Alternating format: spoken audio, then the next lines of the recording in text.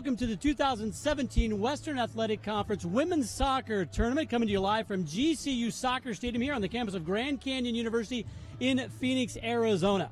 Michael Potter and Jordan Angeli here with you. And Jordan, we got one game in the books. Seattle U knocked off New Mexico State 3-0 in the first game. Game 2 under the lights here features the number 3 seed UTRGV Vaqueros against the host team sitting on the visitors' bench, but in their home stadium, the GCU Antelopes. And the Lopes played themselves into this tournament, and it's a very historic year for GCU. And it probably feels a little weird for them sitting on this side of the white line, the center line. But for the Antelopes, they've done a great job all season. This is a squad who now has their first opportunity to play in the postseason. So with some wins here this weekend, they could play in their first ever NCAA tournament as a Division I school.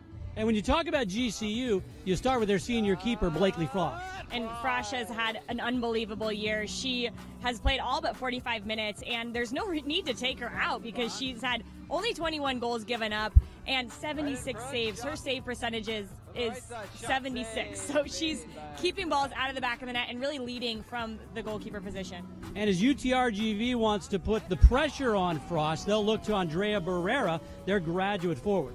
Barrera is having a spectacular year. She has 7 goals, 3 assists, and 3 of her goals have been game-winning goals, including when they played this Grand Canyon team just a few weeks ago, that game winner to beat them 1-0. So both teams have a lot to play for tonight. Should be another good one tonight. Under the lights at GCU Soccer Stadium, the Vaqueros and the Lopes get set in just a few minutes. This is the 2017 Western Athletic Conference Women's Soccer Tournament, coming to you live on the WAC Digital Network. Life is about moments. If you fight, I fight. If I fight, we fight. You be there and watch what I do when the bell rings. Do you have that real look in your eye that when you look at yourself in the mirror, you can ask yourself this question: did I give everything I got? Did I lay it all on the line? Or am I cheating myself? What you say, Quade? See ya!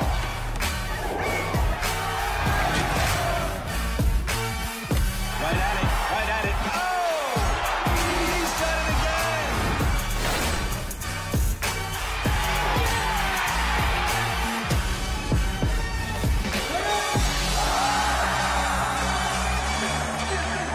So whatever you're gonna do, claim it. Leave your mark on this world.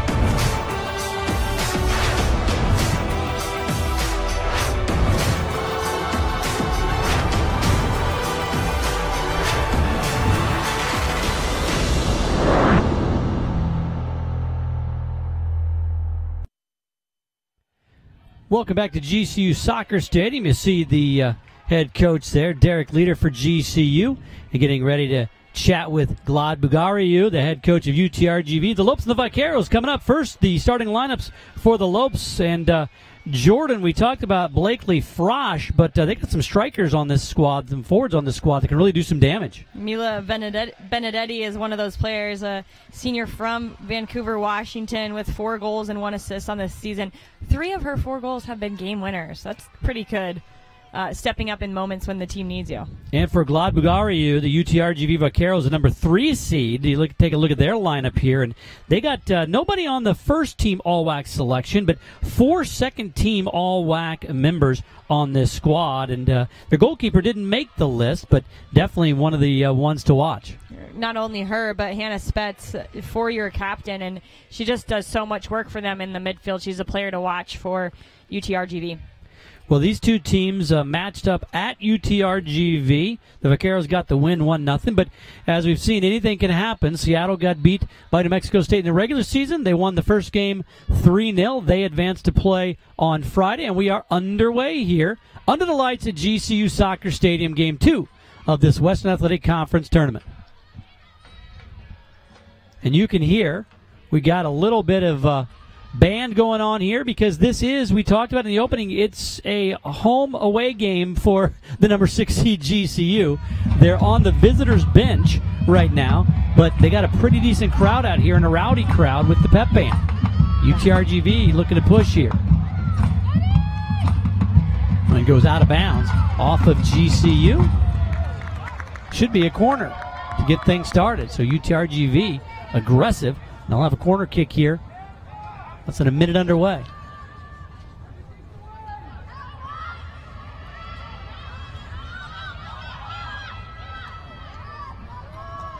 The Vaqueros won that match 1-0. A record of 9-7-3. And went 4-2-1 in conference play.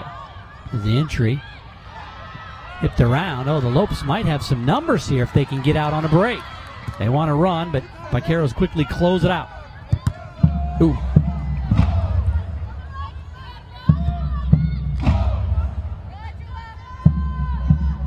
Are kicking to the far corner and can't chase it down.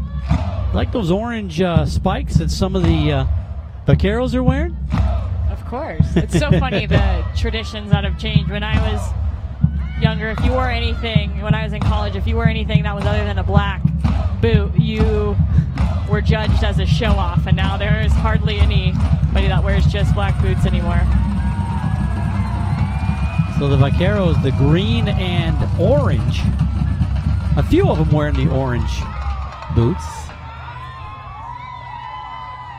GCU, a lot of them just wearing the black with the black unis. Vaqueros on the attack here early. Well, they'll look to test Blakely Frosch, first team all WAC keeper for GCU.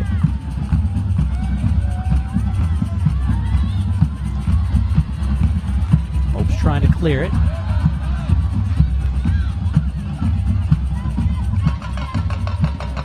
Unable to do so.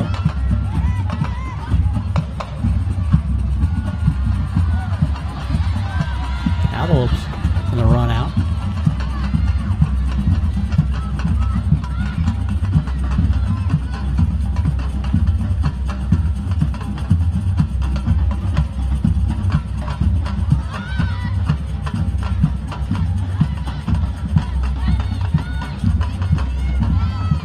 We saw in game one, Seattle came out with a lot of pressure and held the ball on the attack for the majority of the game, and especially in the first 8 to 10 minutes here.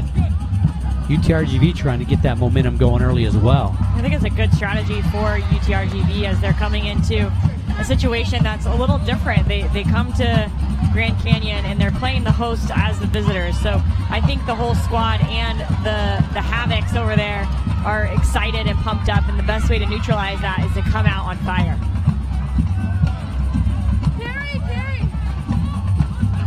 Well, the pep band has been going nonstop for about 3 minutes and 42 seconds. We'll see how long they keep it up. UTRGV now controlling on the attack. Drop it in the corner there, and all the way out of bounds, and it'll be Frosch with the goal kick.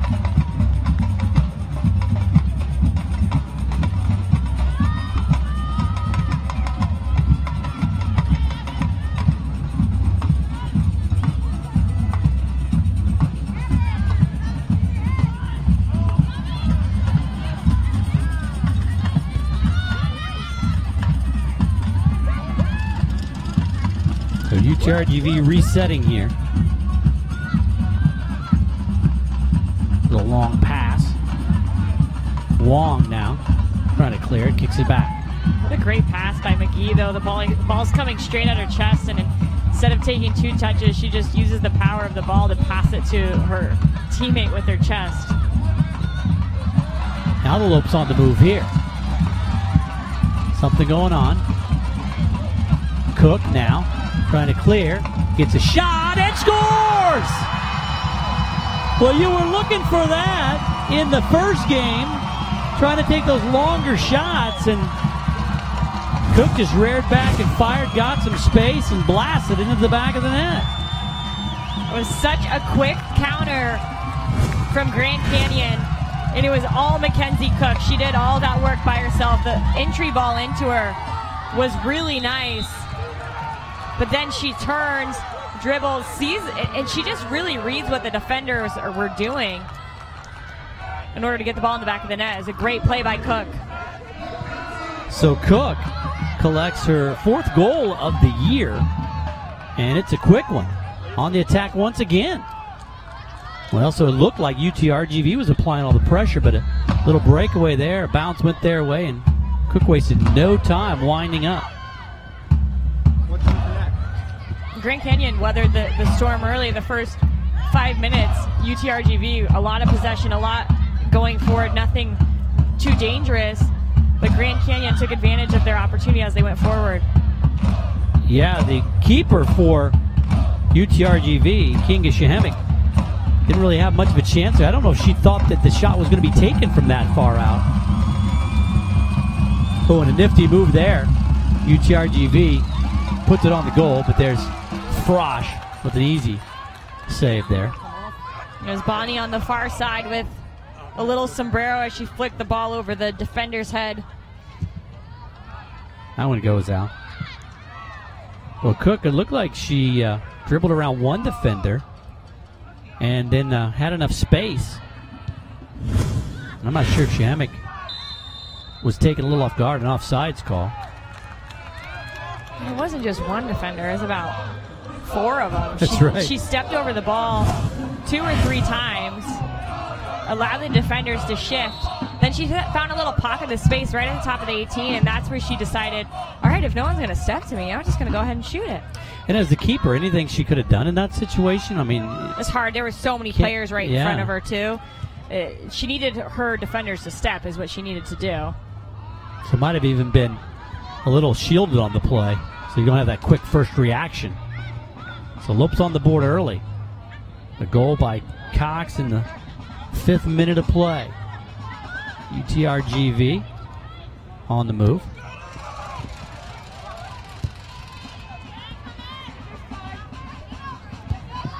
So Derek Leader in his 2nd season as the head coach for GCU.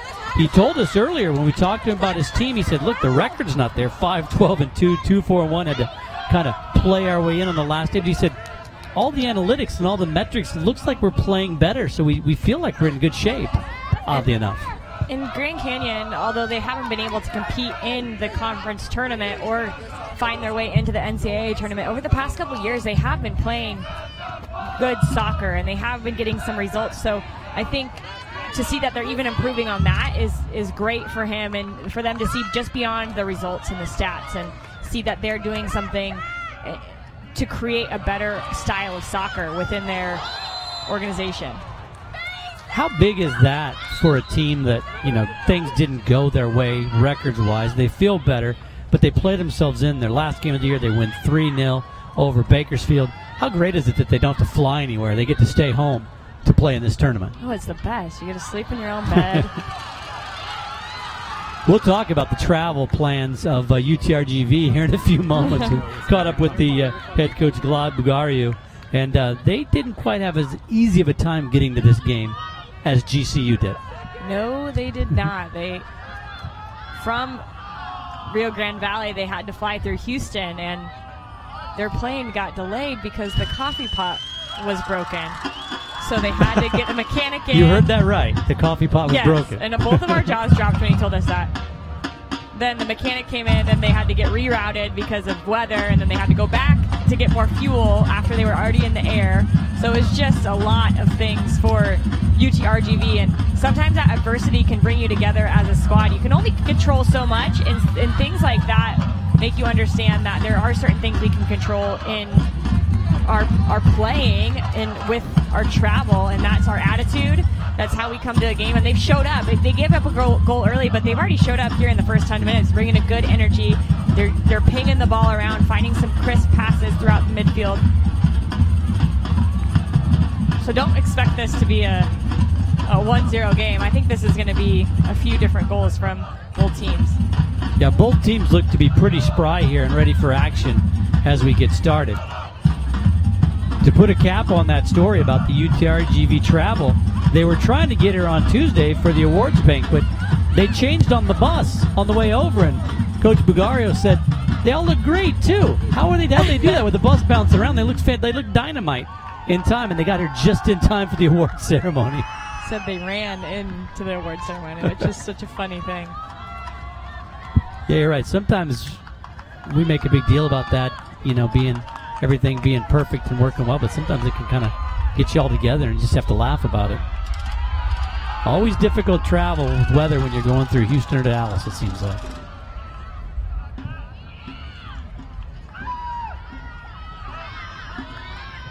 Right around the defender. Nice move on the left side. Some hand checking going on. We saw a very physical contest in the first game of this tournament. Not a lot of whistles either. Long kick and the dive. I don't know if Frosch got a hand on that or that just went wide. Just went wide, but it's a good turn by Steiner. And the whole buildup comes from Bonnie and the work of Bonnie. She turns in the midfield and just turns on to Jets. She eventually finds Steiner here, and that's the shot that goes wide. She hits it with the inside of her left foot. It's always peeling away from the far post. But Bonnie, we got a little test of it already as Grand Canyon's trying to swing a counterattack. And they see that counterattack. They see the space in behind the center backs for UTRGV, and they're trying to go fast. Once again, Cox and Benedetti trying to do some work here. A little bicycle kick action there. But we're shoving the back, and that's going to get called. Well, if you didn't join us for game one, Seattle took out New Mexico State 3-0 was your final score. And throughout the entire first half, my colleague here, Jordan Angeli, was saying, take some shots a little deeper. Take some shots for that. We've already seen two. One scored, and one was a pretty nice little shot that went wide. Yeah. I'm not always for a longer shot, but sometimes it pulls the defense apart a little bit and then opens up seams that you can then slip other players through. So you have to have a variance, and in the first game there wasn't the variance, and I think that's where once they did that, they were finding more opportunities, because then a defender has to step, then there's a gap behind him. Who's running into the gap? That's the next play. So these teams already are showing that they are not afraid to shoot from distance. And pretty good shots too, on target. We had an incredible shot discrepancy in game one. This one seems like it might be a little more evenly matched early on here, but that was the kind of the game we expected out of New Mexico State and Seattle. Here, both teams pretty open in attack mode for most of the time early on here. Just 13 minutes in. It has been UTRGV, though, with most opportunities in Grand Canyon's defensive half. The cross there. And the Lopes get to it, they can.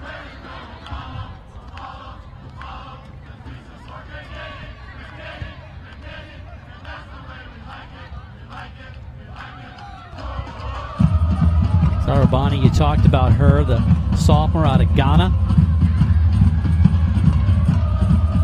On the left side over there. And here she goes. Cross, all the way across, and nobody there except for the Lopes. What a good attack for UTRGV, though. When center backs dribbles into the midfield, players don't know how to defend it, and there Ramirez picked up the ball, and she just kept going because no one stepped on her. And then the slip ball into Bonnie was perfect. The end result in Bonnie's cross wasn't where it needed to be, but I like Ramirez taking initiative and trying to get forward and help her team attack.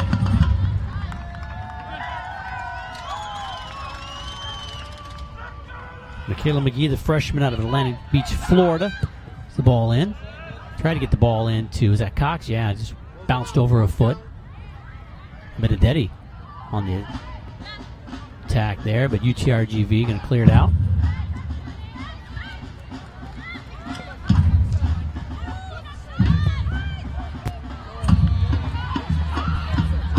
Now the Lopes with a chance around midfield stripe.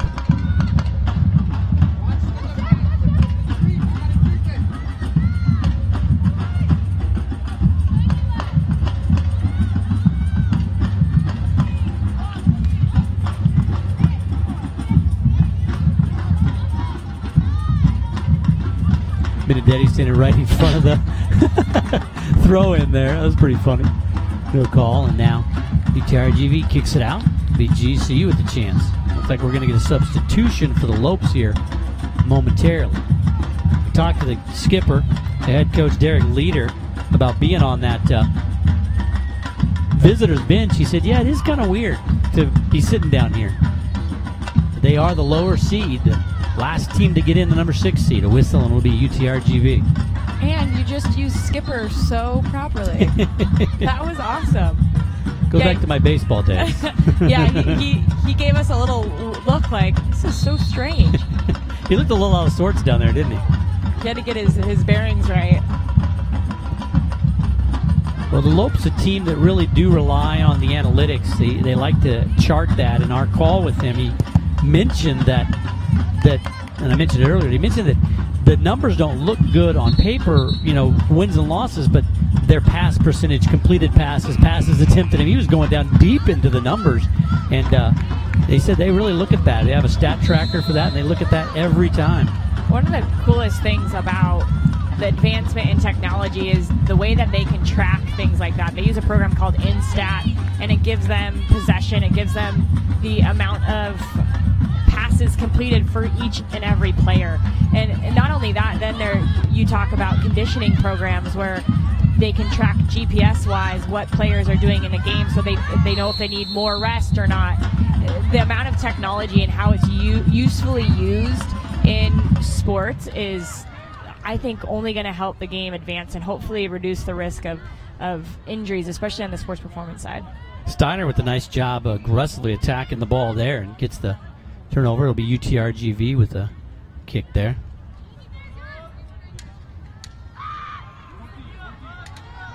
Steiner, the freshman from Nuremberg, Germany, pressuring there, and of course we saw that a couple times in the first game. Tug. No arm, no foul. Wow, she did good. Don't get out of here, I think is what she's That's right. thinking.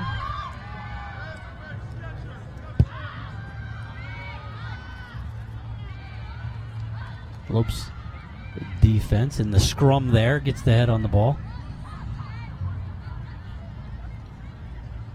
It's a good clearance, but UTRGV does have a long throw in. Madeline Hepker can get it near the 6 here, which just makes it like a dead ball situation. Cleared out once again by GCU. Steiner going to try to get it in again. That one slips away. Over to Cox. Cox all over the place here. Wants to move forward. Ball rolls out. And it's going to be UTRGV. Yeah, I was a little surprised why Cox let that one go out. Now she throws the ball away, but... Or Cook, excuse me. Didn't think that anybody else touched it. She was under the impression the UTRGV player did.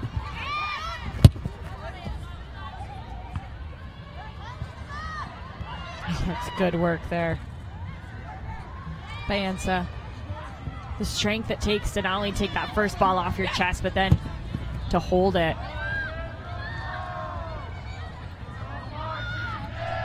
Shamek coming out far toward the end of the box there to snag that one.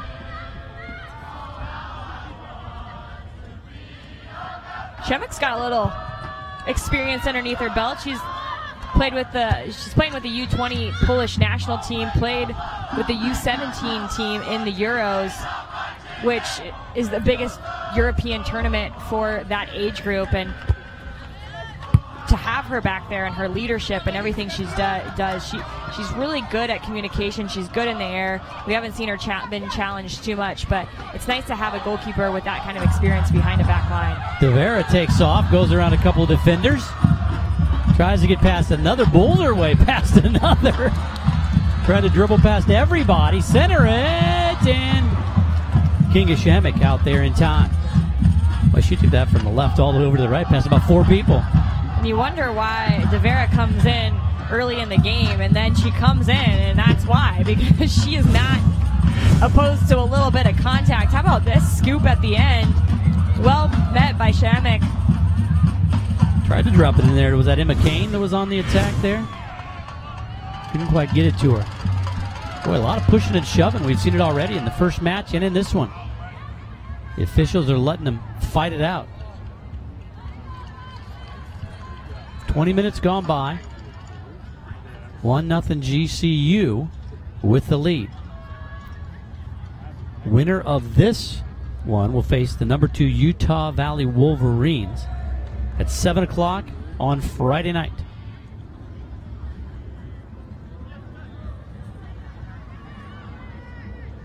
So Wednesday, Friday, and Sunday for the WAC women's tournament, but GCU men have a game here on Saturday night. It's UNLV, an important match for both of those squads.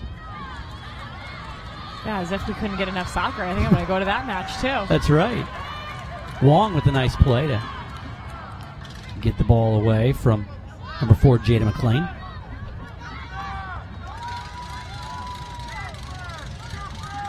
It's nice that the WAC tournament now has that day off in between these two play-in games and the semifinal game, because I think it gives the teams a little bit more rest, and it makes those matches the way that they should be. It's still tough for the teams that have to play in these games to recover by Friday, so that extra day helps them a little bit.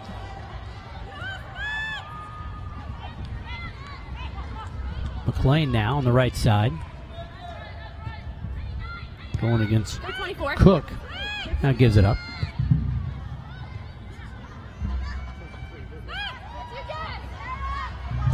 UTRGV trying to set something up here.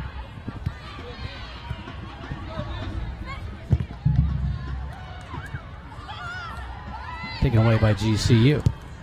Ooh, try to get it up to Devara. It was picked off.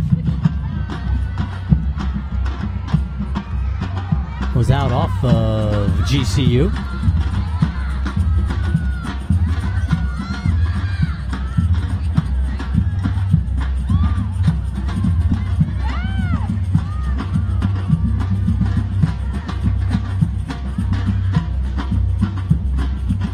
Pep band picking it back up again.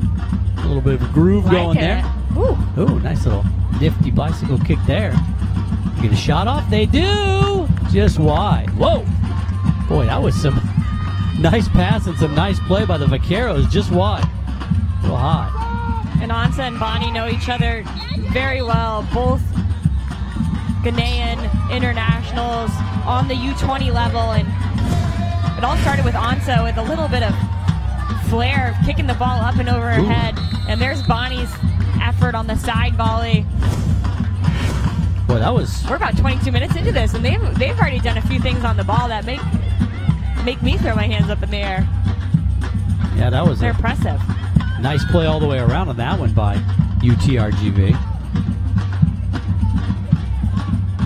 Yeah, Deanna Ansa and Sarah Bonnie.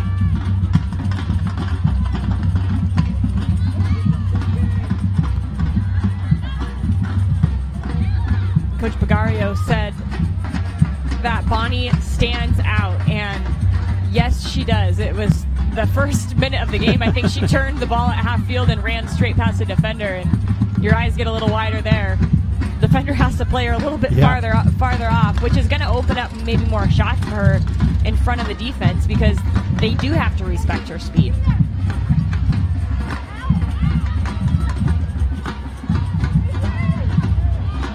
Hard contact there. Down goes Ansa, the whistle. And that's from freshman Hannah Edwards from Aurora, Colorado. That was a big tackle. Noted as the toughest player on the team, and I can see that. She went into that strong. Wasn't afraid of a little going through the player there. 23 minutes in, almost 24 minutes in, 1-0 GCU. Got a goal from Mackenzie Cook, the 5th minute.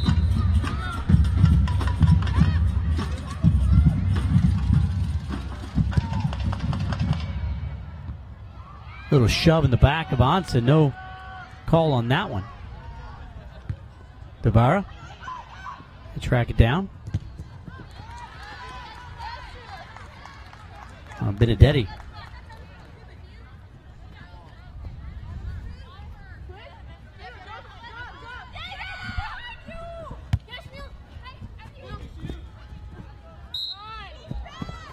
Whistle there. Heard one of the fans say she fell. With a little help, maybe.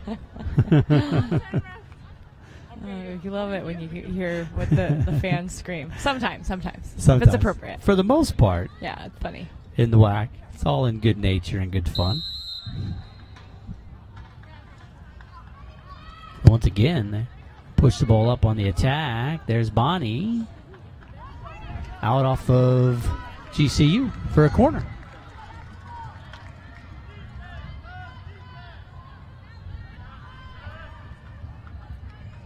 So Sarah Bonnie will put it down and deliver the kick.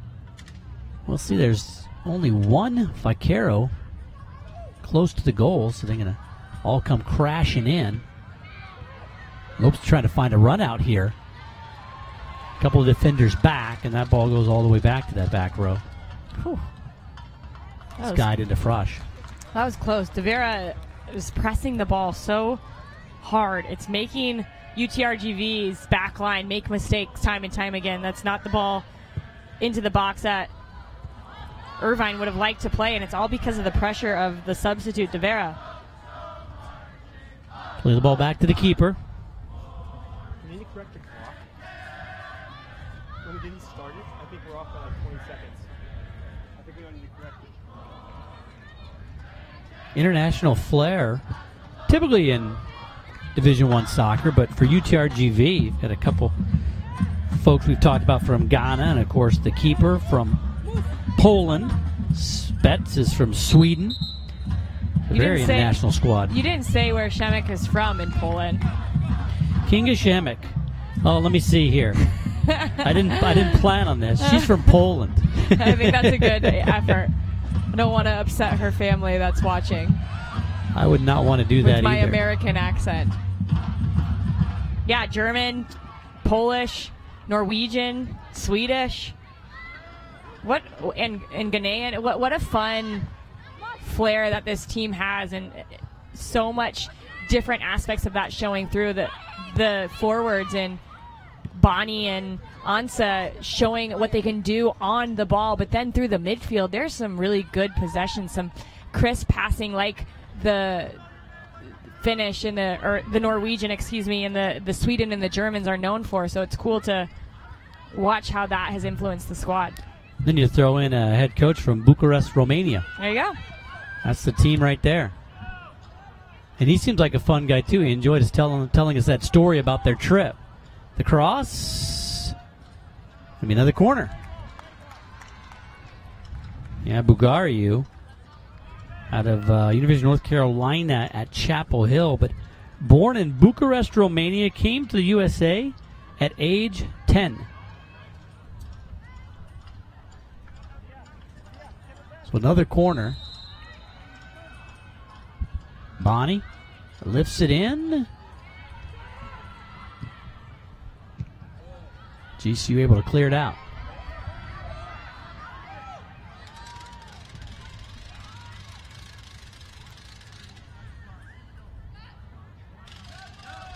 The majority of the game has been played in GCU's defensive half, but GCU with a 1-0 lead. I was going to wait to see if Ansa could do anything there. You're absolutely right, and UTRGV is a team over the last couple of years. They've really transformed it. They've found who they are, and they're playing that style of soccer that is true to them. They're possession-oriented. They have some flair going into the attacking third.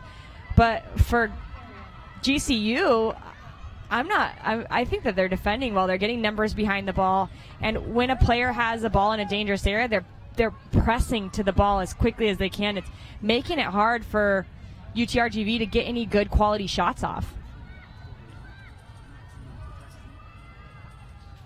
UTRGV on the road.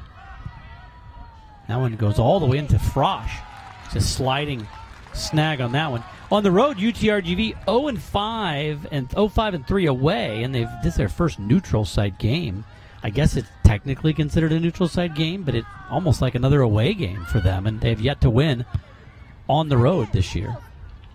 Yeah, they're treating it as an away game for sure. as they knew if the fans showed up, if student athletes or students were let in for free, it was going to change the environment. Chance there for UTRGV. Defender back, and a lot of banging going on.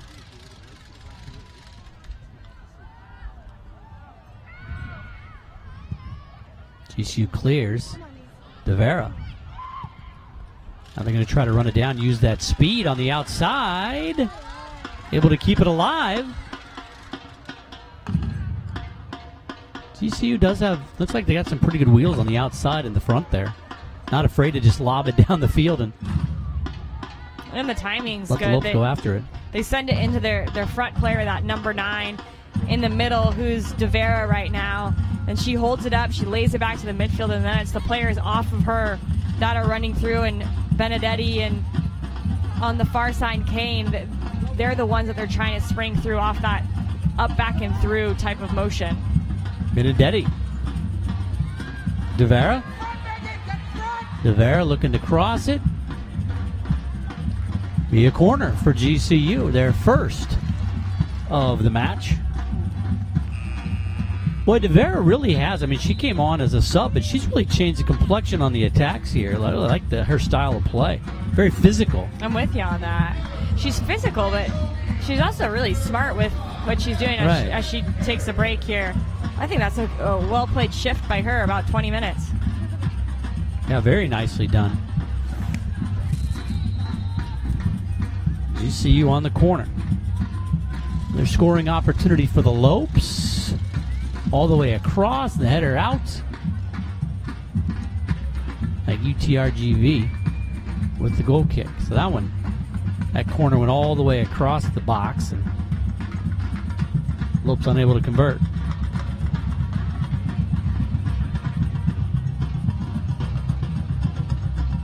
This drum line kind of has a tribal kind of beat to it here going on. Yeah, I'm really feeling it. Yeah, I know.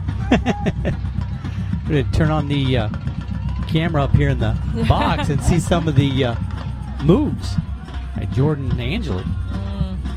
I don't know if everybody's ready for that. Probably not.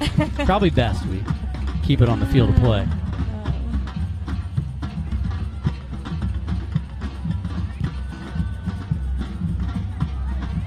Ansa trying to get it over to Bonnie. Now the Lopes trying to track one down again.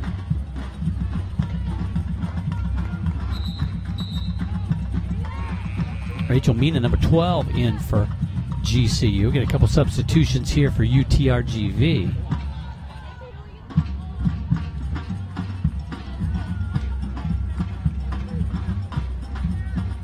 Barrera coming in. On was Aliaga as well. Was that number 8 coming in too? And Jepson, yes. Yeah, the ponytail. Yep. It's hard to tell with is. the ponytail that long, right down on the number. I know, you almost want to tell them, if we say your name wrong, it's because we can't see your number. Your hair is too long. That's right. They make those shorter ponytails, or the braided ponytail. Yeah. Mina. Another defender back there now. With a lot of shoving going on there. Mina fighting. It's going to go UTRGV's way. And the UTRGV coaches wanted a penalty there on that one. Mina very physical with 2 defenders around her. Well, we have seen the officials in the first match really let a lot of things go. Yeah, it's going to be an aggressive game because these teams are playing to advance in the tournament, so there's a lot on the line. Especially for Mina, a senior, and this is her first chance at potentially going to the NCAA tournament. So you know she's going to fight and scrap for every single ball. Yeah, we talked about it in the pregame there, but GCU, through that 4-year transitioning period from Division II to Division I, have not been eligible for any postseason play in the WAC until this season. And so the GCU women's soccer team, the first team in school history to complete that transitioning period and earn a berth into the postseason, trying to become the first team to make it into the NCAA tournament. That was such great work there by Bonnie. Boy, she's impressive to watch, huh? She is, and she's a big reason why this team is, maybe they're not scoring the goals or getting the results that they want, but she's a reason why they fight like they do, and they win balls back, and their numbers statistically of possession and keeping the ball are better because of work that you just saw her do right there. We saw Galicia do some of that in the first match, but she seemed a little more, I don't want to say less physical how she did, but tried to get around people and Bonnie not afraid to use the body a bit too. But it is fun to watch her and Ansa on the attack. A little switch of ball. That one must have felt a little flat. Can tell the difference? Pick it up and it's a little too flat? Oh, yeah. When you kick it, you can feel it. So you probably weren't buying it. Woo! How about that pass? A little scoop over the player's foot. And here we go again. Bonnie around another couple of players.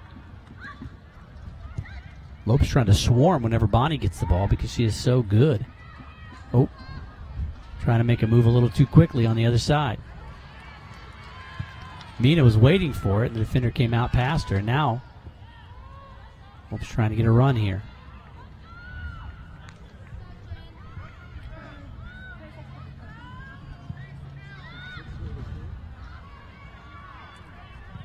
Lope's on the far side over there.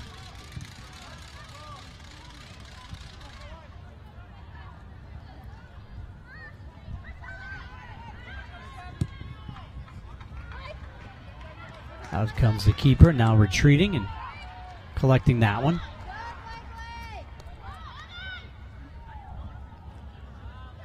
Frosch picks it up. 36 minutes gone by. 1-0 GCU. Game 2. Little WAC soccer tournament doubleheader for you here. We'll have another one on Friday. Championship game on Sunday. After everybody else changes their clocks in Arizona, they do not change their clocks. So it'll be a 1 p.m. contest on Sunday, local time, which will match up with Mountain Time. We'll have it right here for you on the WAC Digital Network. Oh, and Mina went down grabbing her ankle. There was a weird, awkward collision there. Both players down. Mina immediately grabbed her ankle. The other player, I didn't see who it was. Mina, I think, is going to hop right back up. It was just a weird collision in the middle of the ball bounced right there, and just like number 16. Tuva Nielsen. Nielsen with the swing through. I'm just happy she was moving. She didn't move there for a second. Yeah. And I thought it was her leg initially, and then she didn't move and made me a little worried. But she's standing. They're both standing up. It's just awkward, that little bounce that happened. Nielsen's going to come out, maybe knock the wind out of her or something there. Hopefully that's all it is. Mina grabbed her ankle right away, but then... Well, I think she got kicked from a kick. Nielsen swinging at the ball, but then it bounced. And so Nielsen looked like she kicked Mina. Yeah, it was an awkward little collision there. The kick of the ball.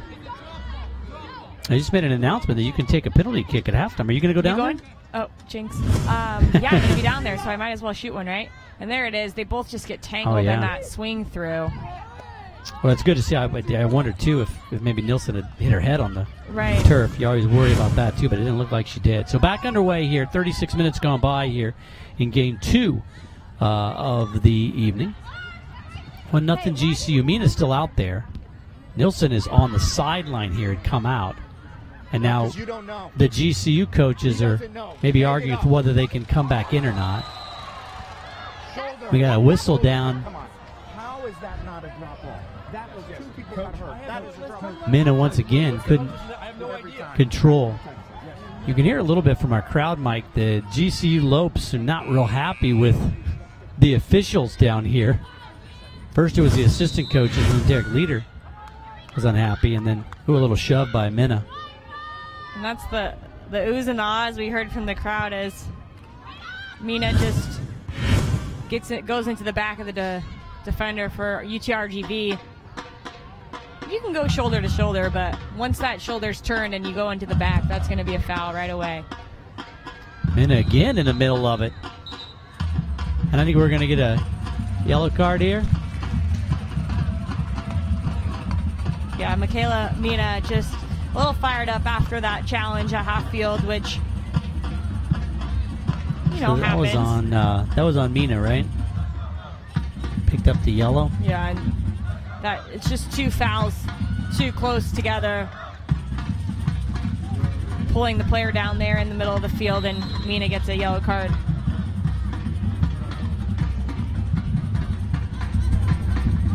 So Rachel Mina gets the yellow card.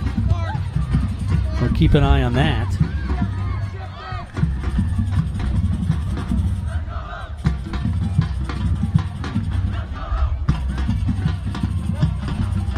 Seven minutes to go here in the first half of play.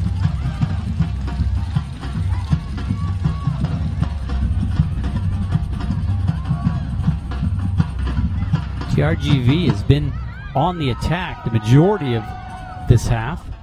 A couple of runouts though by GCU and a great blast from about 20 feet out from Mackenzie Cook in the 5th minute, and that's your score. When we talked to Derek Leader, he was hoping that they would get a lot of students out for this one. Got a decent number out. Good number of just fans as well. But that section across from us here filled up with the band and some students. Then we got some students on the lawn area as well. Yeah, for a Thursday night, I would say, or a Wednesday night. Yeah. I don't even have my days straight. For a Wednesday night, it's a pretty good amount of people out here watching the game. So I'm sure Coach Leader is happy about that.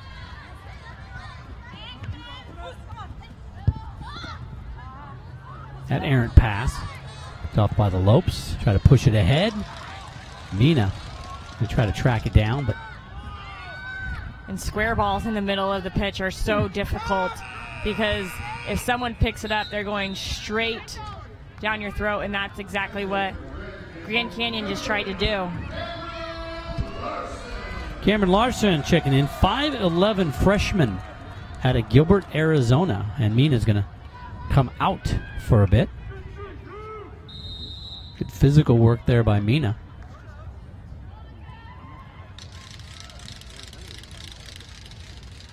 I didn't think he was going to give me a card for that Right second to one, just Larson. because I got the first one. Right?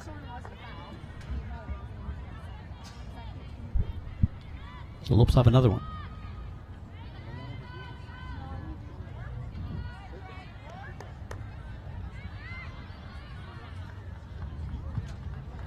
Cross, the header. Ooh, upended. Just a slip? No? Going to call that on GCU on the push. Yeah, I don't know. I don't know. That was interesting. Nichols went in for it, but it looked there that Steiner just stepped on top of the ball, and that's how she slipped and fell. I mean, there was contact, but I don't think anything. If her foot would have been planted, it would have been it wouldn't have looked that bad because she stepped on the ball and fell. But needless to say, we're back playing. It looked bad, right? That Yeah. was, something's got to be called when somebody upends like that. Errant pass, saved in. Bonnie just accelerates past everybody. Loses the ball, though. Well, Nichols, you said very physical of the freshman out of Greene, Ohio, and they rotate the captain's band, and she's won it most of the time for GCU as a freshman. And we asked Coach Leader if that was odd, but he said, no, not the type of player she is, you know. Just a good leader of the squad. Yeah, I loved his thoughts on her and just the fire and the drive that she has. It's allowed her to step into this leadership role and create a place within her team where her teammates respect her. And that's really hard when you're coming in as a freshman. Everything's so new, but they trust her, they respect her, and she's done a really good job. He said probably 18 of the 20 games she's worn the captain's band. So I wonder what happened those 2 games she didn't. She was very upset, probably. She was like, that's never happening again. I won't allow it. 3 minutes to go here. GCU leads it 1-0 over the Vaqueros of University of Texas Rio Grande Valley, formerly UTPA, University of Texas Pan America Bronx, but put a couple schools together, and now you got UTRGV, the Vaqueros. Vaqueros on the attack once again, all the way across. Blakely Frosch picks it up as Bonnie comes streaking in from the other side, and Hope's trying to move the ball up. Nichols, excuse me, not Nichols on that one. Kelsey Smith kicked out, so Smith will get the throw in. Trying to figure out where to go with it. Larson spins around and thrown down. UTRGV didn't like the call, but Larson got it. Now the Lopes with a chance here. About 2 minutes to go. UTRGV was saying that Larson had the contact, put her arms around, and maybe a little bit of an argument either way.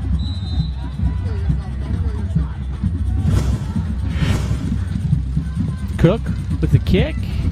Lobs it all the way in. And snagged high out of the air by Shemek. Going to start it the other direction. Steiner almost lost it. Cook trying to take it away.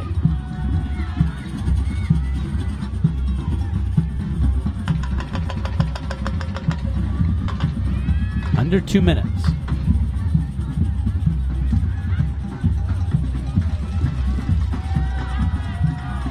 Of a UTRGV ball right in front of the student section. They call them the Havoc here at GCU.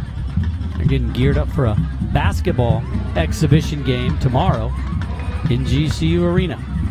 First things first, though, trying to urge their Lopes on to a victory here in the first WAC tournament for this squad.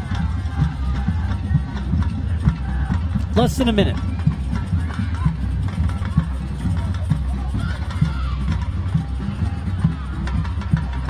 No call, bit of a tumble there. 30 seconds to go. UTRGV takes it away.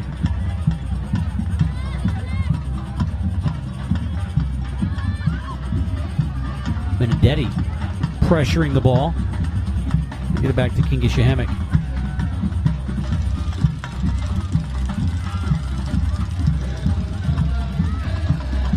Ten seconds to go. Ball goes out. Be GCU with the throw in. And that will be the end of the first half. So a very hotly contested contest through the first half. Very nicely done by both squads. Aggressive play on either end. UTRGV in the attack zone much more than GCU, but the Lopes get a goal from Mackenzie Cook, a 20-footer that she just shot in. And in the 5th minute of the contest, Cook puts them on the board 1-0. GCU. About 20 yards out. We talked in the first match that we wanted to see a few more longer shots to make things happen if you couldn't get inside. And Cook obliged for GCU. So let's go down to the field where our very own Jordan Angley is with the GCU coach, Derek Leader. Thanks, Michael. All right, Coach Leader. So you guys weathered a big storm there and a lot of pressure from UTRGV. Was that something that you guys expected going into the game, that defensive shape that you played? No, we didn't. We had to change early on because they were playing really well. They played a lot harder and came out with a lot more. They came out on the attack a lot more than we were expecting. And the play of Mackenzie Cook on that goal was quite phenomenal. So much poise for the player going forward trying to score a goal. Yeah, she's a phenomenal player. We use her everywhere we can on the field, and she's done a wonderful job, and that was a fantastic goal. Yeah, any big changes going into the second half? No, we'll see. I mean, we got to calm ourselves. We got to do a much better job of trying to collect ourselves and possess the ball, and we'll come out and we'll do that. All right, best of luck. Thank you. Michael, back to you. Thanks, Jordan. GCU, the number 6 seed, playing at home, but sitting on the visitors' bench, lead at 1-0. They took one shot in the match, and they scored it. Mackenzie Cook in the 5th minute. UTRGV trying to drop a plan to get back into this one, but anybody's ball game here as we go to the break. 1-0 GCU, and we'll take a quick break and be back with more. This is the 2017 Western Athletic Conference Women's Soccer Tournament on the WAC Digital Network. In the net! What a response by UNLV! Get ready for the WAC Men's Soccer Tournament, November 8th, 10th, and 12th in Las Vegas, hosted by UNLV. Who will be the next WAC champion? Life is about moments. If you fight, I fight. If I fight, we fight. You be there and watch what I do when the bell rings. Do you have that real look in your eye that when you look at yourself in the mirror, you can ask yourself this question: did I give everything I got? Did I lay it all on the line? Or am I cheating myself? What you say, Quade? See ya!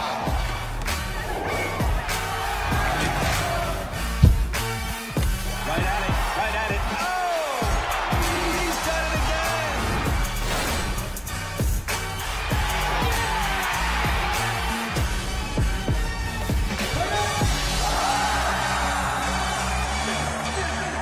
So whatever you're gonna do, claim it. Leave your mark on this world. I'm Jessie Punch, and this is the WAC Roundup for women's soccer the week of October 31st. Last week's Spotlight game was essentially a play-in game to the WAC tournament, and Grand Canyon proved they deserved that spot. The Locals defeated CSU Bakersfield 3-0 on Thursday and will enter the tournament as the 6th seed. Mila Benedetti scored the first goal of the game and is this week's Offensive Player of the Week. The 5 seed is New Mexico State. The Aggies fell to UTRGV 2-3 on Saturday and are 3-3-1 heading into the tournament. Seattle U is the 4 seed. The Redhawks took down Utah Valley 2-0 on Saturday and are now 3-2-2. Goalkeeper Ashley Ruth recorded 6 saves against the Wolverines, and she is the Defensive Player of the Week. The top 3 teams in the conference are Kansas City, Utah Valley, and UTRGV, claiming the 1, 2, and 3 seeds in the tournament. The WAC Women's Soccer Tournament is hosted by Grand Canyon and kicks off this Wednesday at 4 p.m. Pacific, starting with number 4 seed Seattle U and 5 seed New Mexico State. The championship match is scheduled for Sunday at 1 p.m. Pacific time. Catch all the games live on the WAC Digital Network, and be sure to follow us on social media for updates throughout the tournament.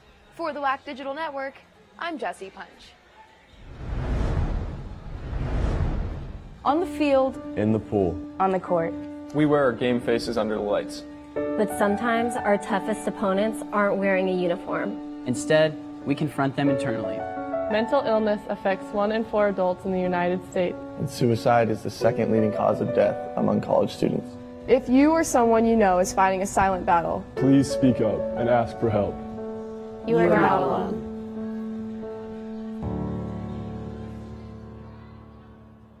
For the first time in program history, they're the WAC champs. Get ready for the WAC Volleyball Tournament, November 16th through the 18th in Edinburgh, Texas, hosted by UTRGV. Who will be the next WAC champion?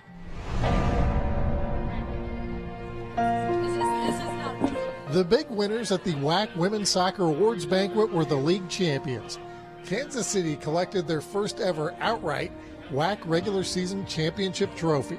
The Roos also picked up the Offensive Player of the Year, Defensive Player of the Year, and Coach of the Year. I appreciate the honor from my colleagues, from my peers and the ones that we have to compete against, all the time that they voted me into this honor. So I really appreciate that.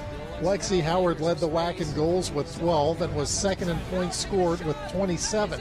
Of her 12 goals, 6 were game winners. I play forward, so I get the glory when I get a goal, but it's not usually me that does all the work. Usually I'm just there to tap it in. Sophomore Abby Small is the WAC Defensive Player of the Year.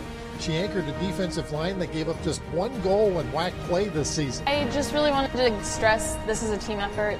I know we won individual awards, but Our defense as a whole had 11 shutouts this season, and I think that this award speaks to the whole defensive effort, not just one person. Freshman of the Year goes to Utah Valley's Amber Tripp. She scored 4 goals with 1 assist and was caught off guard by the announcement. I was definitely surprised because I forgot I was a freshman because I redshirted last year. I was like, wait, I'm a sophomore. But yeah, I was so surprised and so happy. For the WAC Digital Network, I'm Eric Danner. Life is about moments. If you fight, I fight. If I fight, we fight. You be there and watch what I do when the bell rings. Do you have that real look in your eye that when you look at yourself in the mirror, you can ask yourself this question: did I give everything I got? Did I lay it all on the line?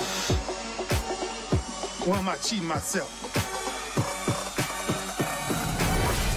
What you say, Quade? See ya!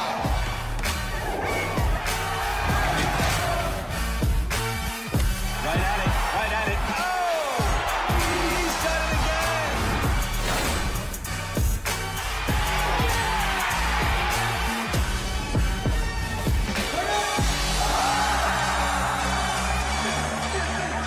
So whatever you're gonna do, claim it. Leave your mark on this world. Good sportsmanship isn't defined by a scoreboard.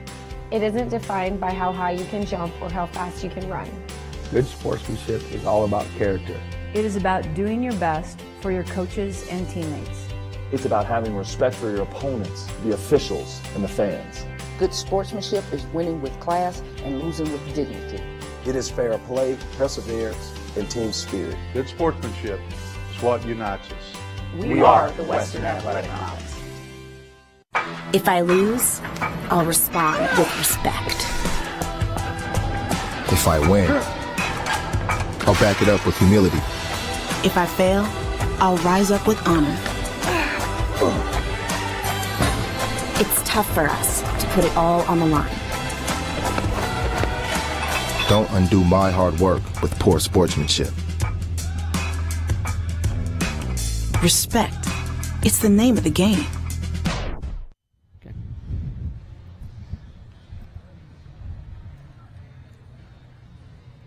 Back here at GCU Soccer Stadium, Michael Potter, Jordan Angeli here. And Jordan, a fun first half.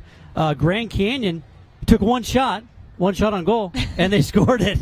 And they lead it 1-0 here. That's a pretty good stat for them. That's right. They defended almost that entire half. Grand Canyon, they need to adjust a couple of things, but I think for UTRGV, they came out with that fire that this is a playoff situation and they need to get a result, and they're playing good soccer. It's just that final third that they haven't figured out what the passing in the final third is going to look like. 6 shots, 4 shots on goal. They had 3 corner kicks. We're unable to convert anything, but boy, we were kind of oohing on about some of the footwork, and we'll see it in some of the highlights as we take a look at a few highlights here. But some of the footwork from the 2 girls from Ghana, I guess, for lack of a better term, just amazing stuff. And then you see a nice save there. But this is some of the stuff we saw the entire first half.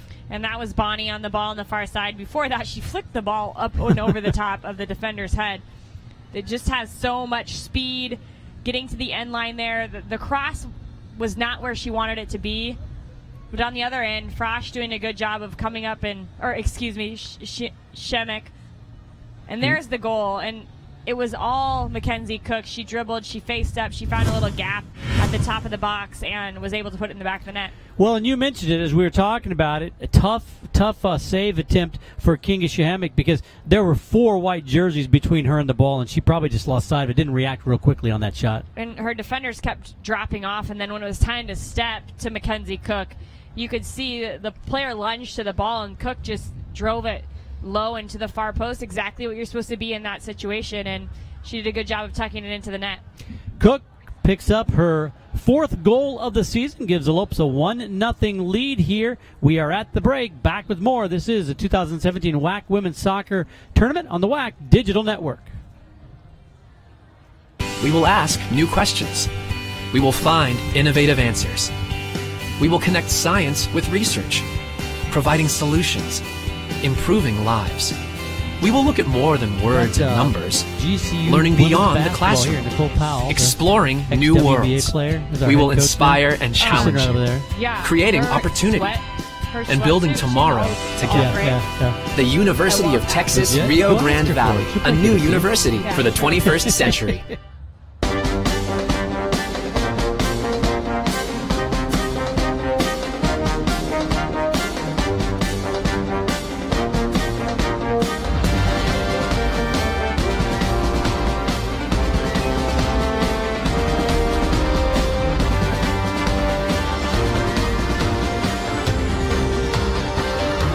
Find your purpose at Grand Canyon University. Private, Christian, affordable. Visit gcu.edu. For the first time in program history, they're the WAC champs. Get ready for the WAC Volleyball Tournament, November 16th through the 18th in Edinburgh, Texas, hosted by UTRGV. Who will be the next WAC champion?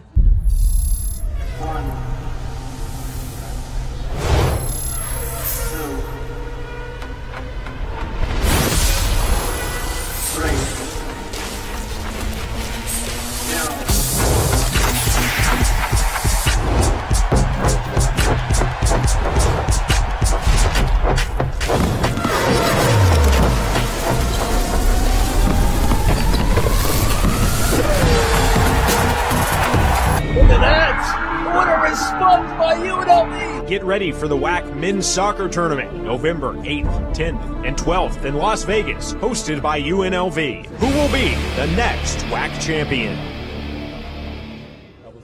should be a drop ball. 2 people got injured, no foul was called. Because it was no one, it was the same challenge, nobody was fouled, therefore it's a drop. Playing soccer under the lights at GCU Soccer Stadium. Michael Potter, Jordan Angeli here with you. The Lopes lead the Vaqueros 1-0 here. Vaqueros coming in 9-7-3, 4-2-1, the number 3 seed. The Lopes 5-12-2, 2-4-1, the number 6 seed. And as we look at the stats here, I typically would ask you what jumps out at you, but boy, we look at the stat sheet and it makes you laugh almost. 1 shot, 1 goal, 1-0 lead for the Lopes. A lot of good stats for UTRGV, though. I mean, they've had some shots, just haven't anything to connect. And Grand Canyon has to thank Frosch for a couple of saves there, picking the ball up in key situations. I think of a free kick that UTRGV had, and they sent it low and hard across the box, and Frosch came out and scooped it up. But it's good efficiency for Grand Canyon, but if you're UTRGV, you have to figure out what's happening in the attacking third to not allow those shots and the shots on goal to get on frame. Well, and you got to wonder if you're the Lopes. I mean, Derek Leader said, hey, they were a little more aggressive than we thought they would be when you talked to him at the half. And 2 of those, Diana Ansa and Sarah Bonney, man, they were pretty impressive. You got to wonder if the Lopes are going to be able to keep those 2 at bay. On the attack. And they have a lot of speed, but I liked Gina Steiner as well. She came in behind them, and she picked up the scraps. And with their speed, they attract a lot of attention. And I think sometimes other players then go unmarked, and you lose track of them. So I liked Steiner. I thought she did a good job in there, and even Barrera when she came in. Well, the Vaqueros beat the Lopes at UTRGV. 1-0 was the score, and that one, Lopes trying to return the favor here in the first round of this tournament. Winner advances to play Utah Valley at 7 o'clock on Friday night. Seattle has already advanced to play the number 1 seed Kansas City on Friday at 4 p.m. And, of course, New Mexico State saw their season come to an end a couple of hours ago. One of these teams will move on, and one will have to head home. For UTRGV, they took a long flight to get here and took them a long time. They don't want to go home so soon. No, and they're fighting. I'm interested to see what kind of changes Coach Bagario implemented at halftime. Well, they were huddled out there talking about different things. We'll see what they come up with. That was a little errant kick there from Cook. Haven't really called many other names. I mean, we saw Benedetti for GCU play pretty well at times, and now here's Cook trying to get the ball to Benedetti. It slides through everybody, but no Lopes there. UTRGV comes out with it. So just as I say that, the ball goes right to her foot, right? Mackenzie was thinking the same thing. Get the ball to Benedetti, but just couldn't quite do it. And there's Steiner. That was a bad pass by her teammate, and she just picks it up and tries to connect far side. A long run and a slide there to grab the ball is Frosch, because a couple of UTRGV players, none other than Ansa and Bonnie, attacking on that one. Yeah, that speed of Ansa and Bonnie catches your eye, but you're right. Steiner has been around about every play in the attacking zone. A little taste there at Bagario and his assistant talking about what's going on.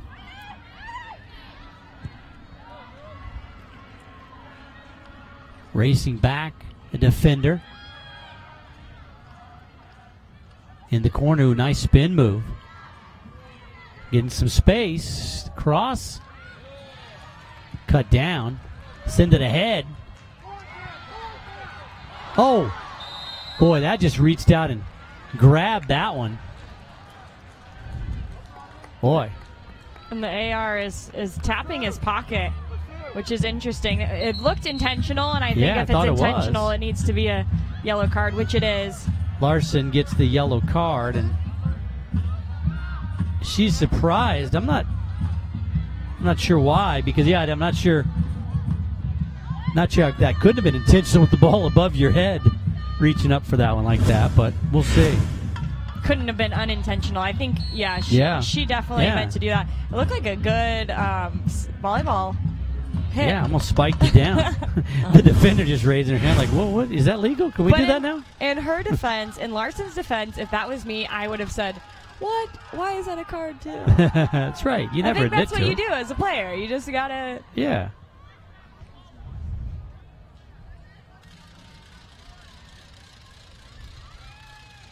Ansa.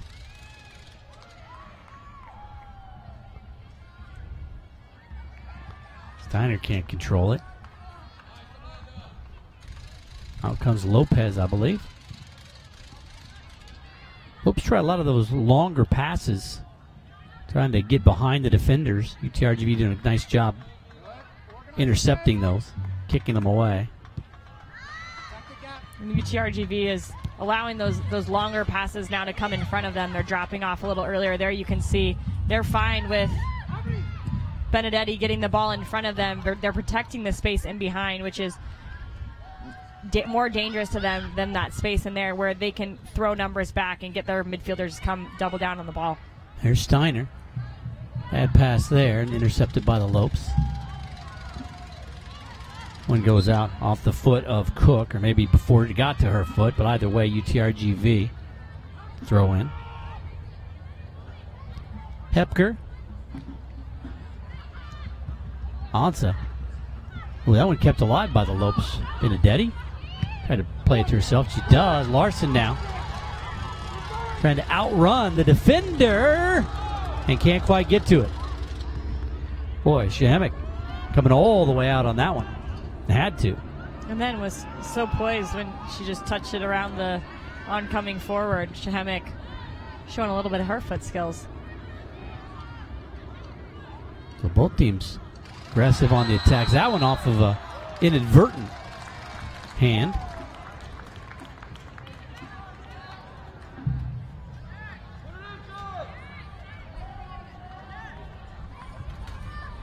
So the Lopes will have a kick from the far side. 40 minutes to go here in this one. GCU clinging to that 1-0 lead. Not really clinging on the attack. Both teams coming out aggressive here. To send it in. Right, Shahamick. See if she can start a break here with 4 black jerseys behind her. Now the Lopes head back on the defense. Larson playing very aggressive in there. And with that size, 5'11" freshman out of Gilbert. And now there's Steiner again. Brings the ball up. McLean crosses it through. Just out of the reach of Bonnie. Streaking down from the right side. Bonnie doing a good job of getting into the far post. There's a good dribble by Steiner to get in there, but I liked the recovery run from Hannah Nichols. We mentioned she's a freshman. She is the captain most games, and she showed us right there why exactly she's captain. She gets beat in the middle of the field, and she is sprinting and fighting to get back to help her team defensively. That's exactly the type of leader you want. And she's just a freshman. To think of the growth that she's going to have over the next 3 years is, I'm sure, pretty fun for Coach Leader. Nichols was in the fray of that one right there, and the Lopes come out with it. Trying to save it in. Nifty dribbling. Get it in the center to Cook. Tries to find Benedetti. And they're trying to find Benedetti. You can tell they're trying to get the ball to her, see what she can do, but she's unable to get it done. And if she pulled off that touch, that would have been something spectacular, because that's not easy. The way that the ball was coming into her, to bring it down with her near foot. Tries to get it to Larson, did Benedetti. Now Bonnie.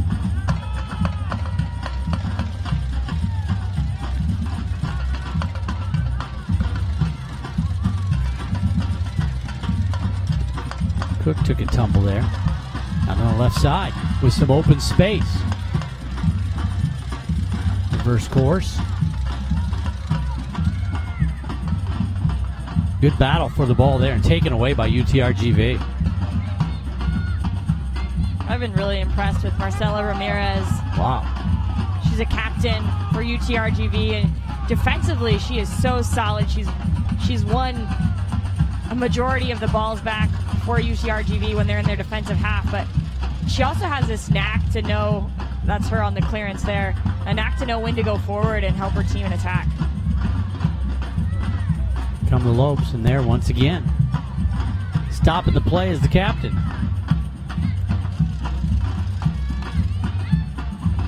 Benedetti. And over to Cook. Oh, Cook can't control it. They go out now, and now it goes out. The Lopes will have a throw in here.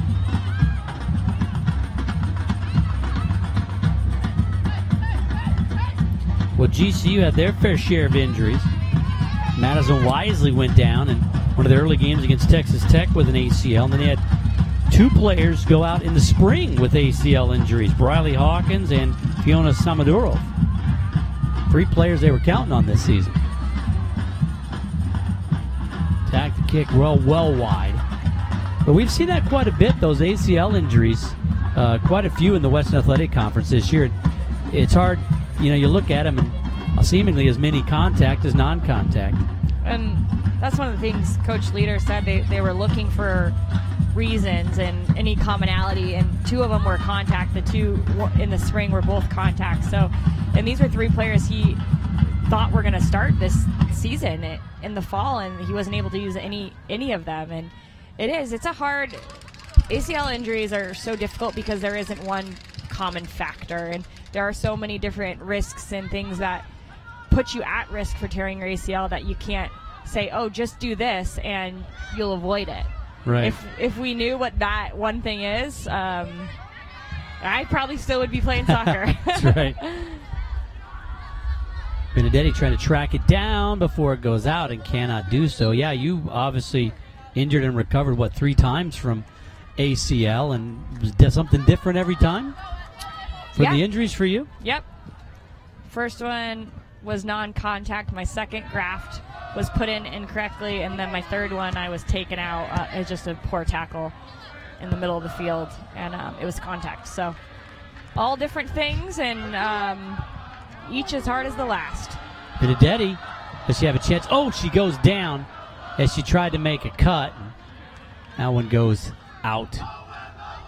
That was just unlucky for Benedetti, as the defender's foot flared up as she was running, and nothing intentional, no foul there, but Benedetti really catching her heels.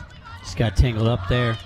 Looked like she might have, that ball was bouncing high. Looked like she might have had a chance to slip around the defender. You see it here. It looked like a good chance, and oh yeah, she was trying to cut and go around the other side. Usually you see the front running player sneak up fall on when her. that happens. Right. Tried to sneak up on her, didn't get it done.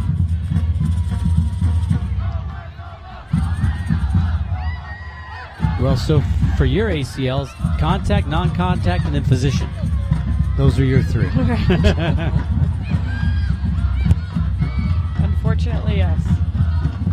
Well, as we see this game progress and these athletes become so much bigger, faster, stronger, too, just that much more stress on those ligaments. See it all across and taken down from behind. Cook just reached out and grabbed her.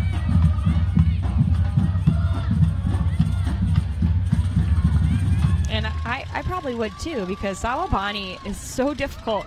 If she gets the ball and can face up, you can almost see her grinning, right? She's like, all right, I'll take you 1v1. Doesn't matter if I get the ball on the half field line. That's right. Or in the defense or in the attacking third. I'm gonna go for it.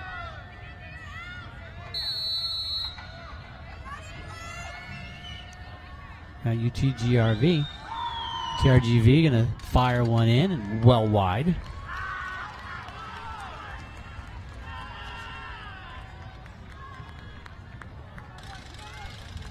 Official attendance in this one, 993.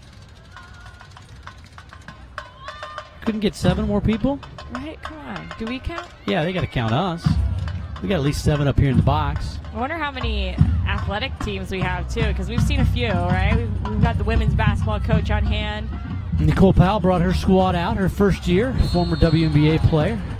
You got a whistle, now it's going to go the Lopes direction. Yeah, so one of the benefits of being here at GCU for the Lopes is the women's basketball out here, and you saw the tall guys to our left. That's the men's volleyball squad. Tall guys.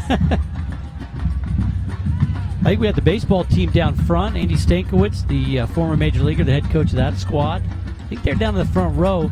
Of course, a lot of them here to watch number 24 for the Lopes. Jessica Wong, her brother Jake Wong, a junior pitcher on the baseball squad. And that one just a shove down. Lopes wanted a call, didn't get it. UTRGV on the other direction. Now the Lopes with a chance. Benedetti chasing it down in some space. The cross. Oh, and a kick right there. Oh! The chance with her back to the goal. Unable to convert. See what Benedetti can do when she can track that ball down in some open space. It was great work by Benedetti, and then Kane trying to get the ball on frame. It's really difficult when the ball's bouncing like that and you're that wide of the goal. And I say that wide, it was probably 2 feet. But when you're that wide, you have to let the ball come outside your body and then almost side volley it. If you go straight on and let the ball come centrally, it's really difficult to get it on frame. Waiting for the old Pele bicycle kick from that distance, to use a much older reference than I would have loved that. Many folks. I would have gone with Marcelo Balboa because there you go. Watched him do that a few times in person. I never got to see Pele. Oh, is that right? So. Okay. Yeah, Colorado Rapids. There you go. It's always one of the most exciting plays to see that. Oh, it's so fun. I just saw in a women's soccer game a girl cleared it. I think it was Florida or Duke. It was in the SEC. Well, that's SEC and ACC. And someone cleared it off the line with a bicycle kick. Is that right? Yeah. Oh, wow.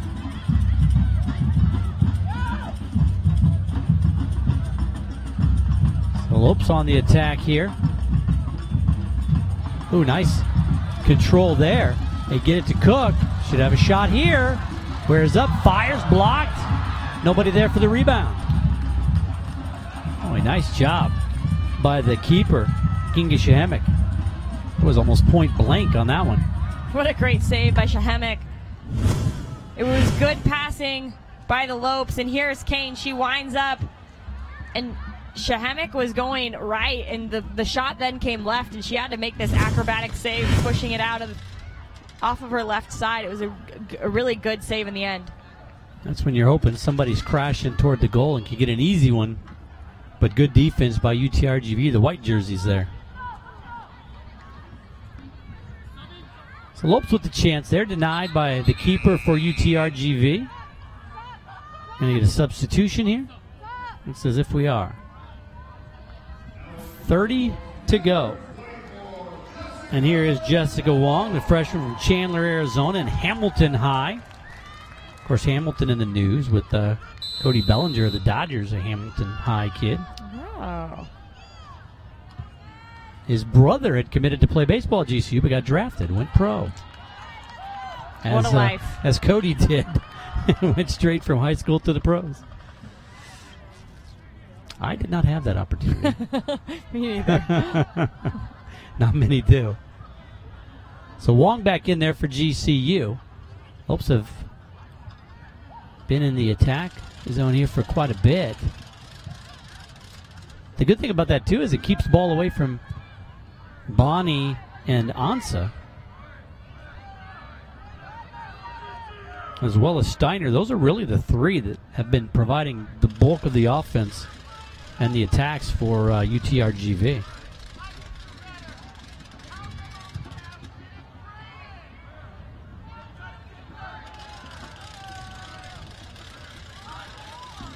Well, the teams that advance get that day off. Look like maybe a push in the back, no call there. Bonnie wanted, Ansa wanted it, didn't get it. What do you think about these teams like UMKC and Utah Valley, who aren't going to play their first game until Friday? Utah Valley not until 7 o'clock Friday, but they came in on a Tuesday so they could be there for the banquet. So they're really away from school and everything for quite a while, just going through the practicing routine. Seemingly a while to be away, almost, I don't know, maybe a benefit to come and play right away, or better to have that rest?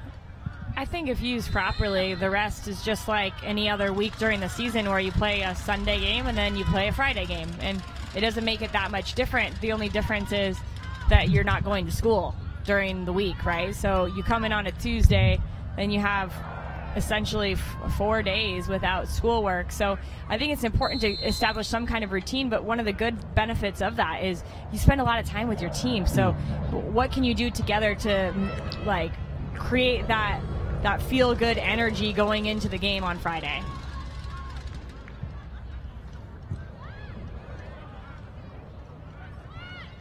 Coaching staff, I'm sure, putting a good schedule together to keep everybody busy throughout that time.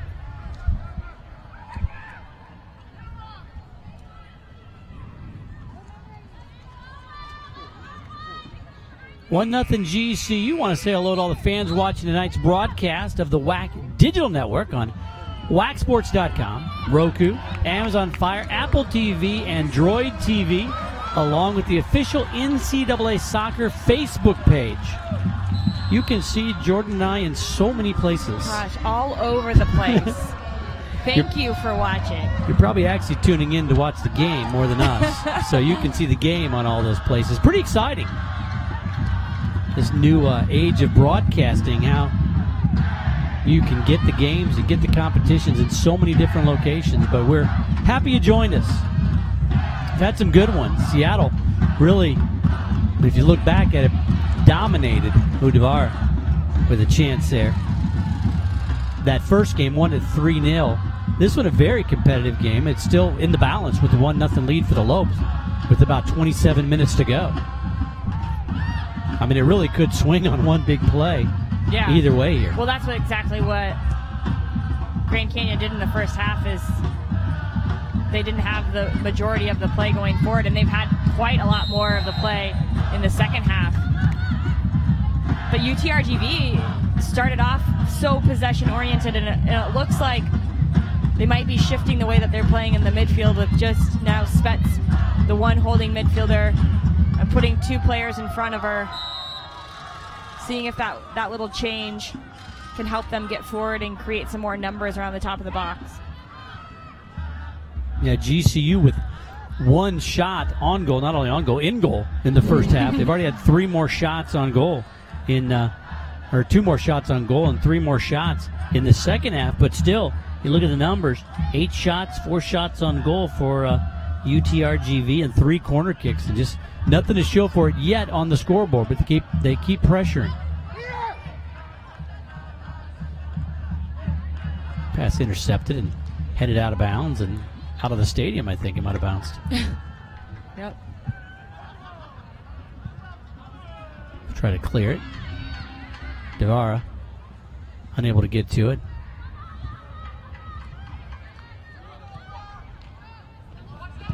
Pass to Devara. Ooh, and a collision there. Just knocked over, no call. The UTRGV fans don't like it.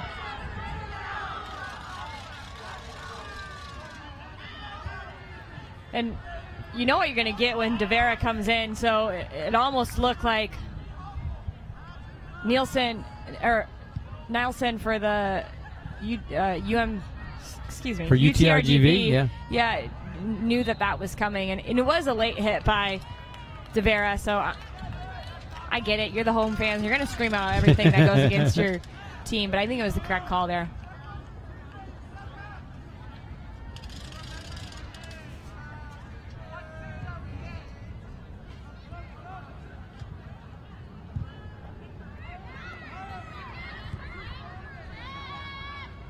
Trying to get the ball out of their defensive half here.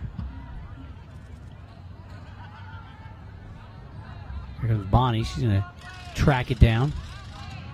Maybe take it herself here. Nice pass off the give and go. And there's Steiner on the far side looking for a cross. Who gets around her defender? Nope. Good recovery by GCU. They got 2 defenders on her. They'll go after the ball and pick it clean, but out of bounds. Well, both teams have had their share of winning the one-on-one matches defensively, and Lopes got that one. We're able to get it out of bounds. And Hannah Edwards, a freshman from Aurora, Colorado, the defensive play.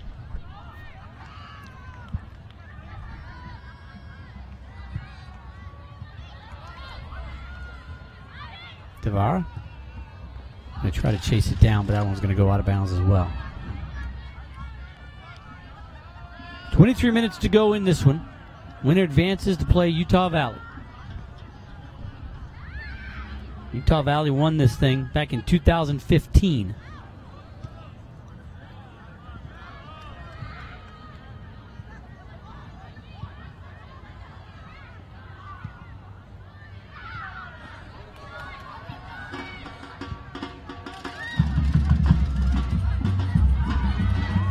Ansa, the low one fly. A little too high.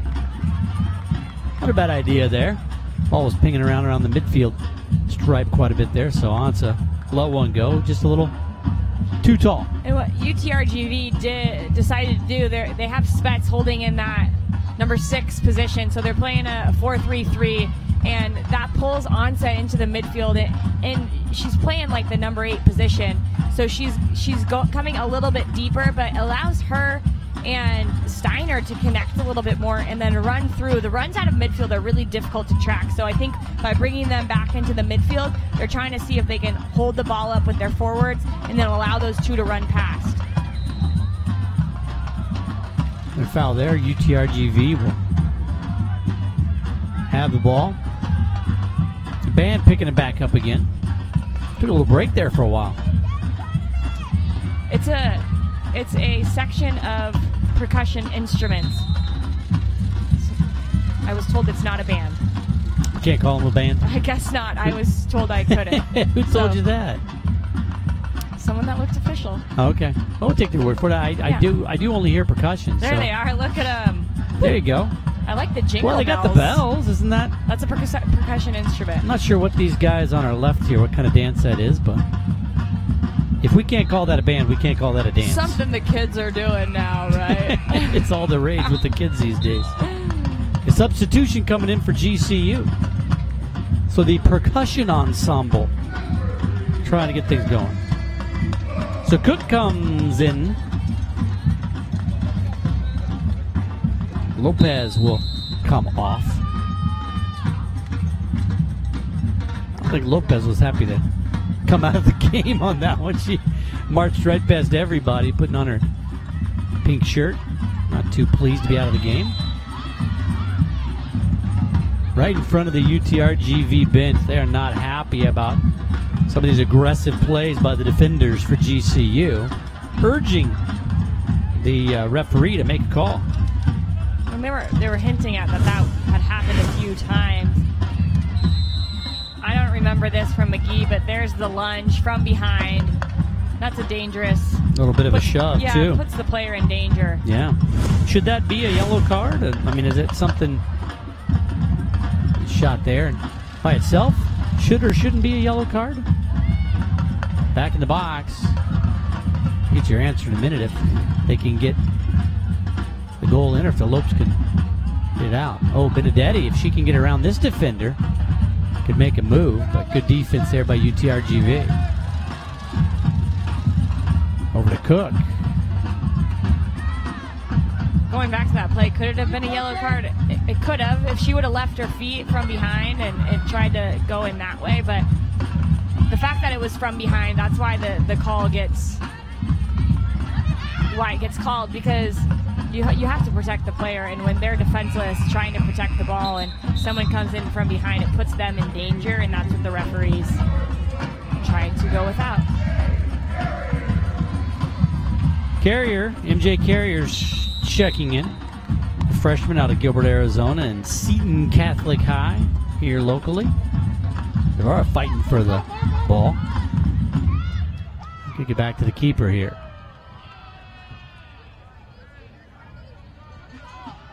"19 minutes to go in this one.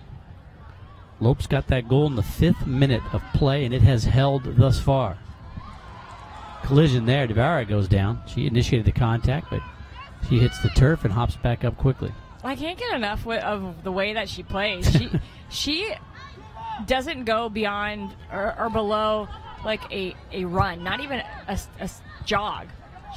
Here she's standing waiting for the ball to come to her, but when she's defending, she's putting so much pressure on the center backs, dictating where it's going to go next, allowing her team to then win the next ball. It's really good work by Devera. And Nichols involved in that little scrum with Ansa. Nichols gets the best of that.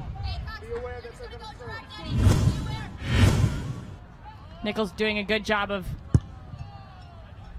using her body to just shield off Ansa. The takedown to Ansa for 2 points. Nichols might have not been as innocent on that as we initially thought. That's the trick, right? Make it look like it's the other person doing it. I got in a lot of trouble for being the second retaliator. That's right. Always a retaliator that gets the flag thrown, or in this case, the whistle.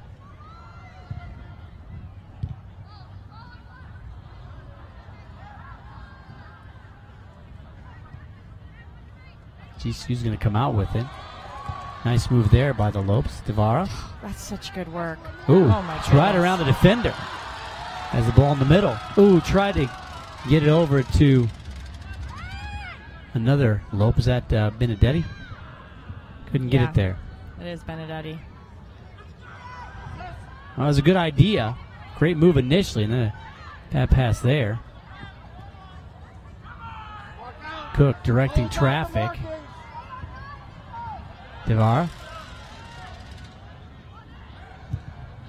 Pinballing off of a couple defenders, and it'll be Lopes' ball on the throw-in.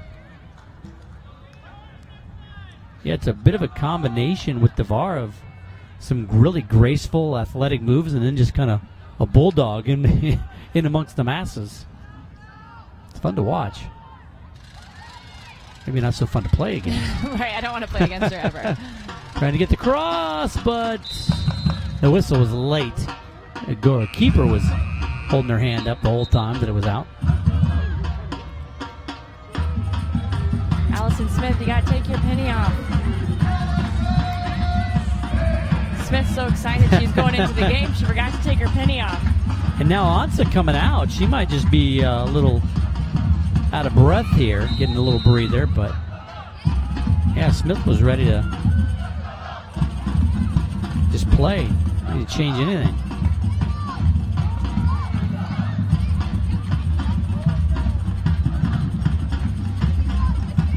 And the drum line picking up the tempo.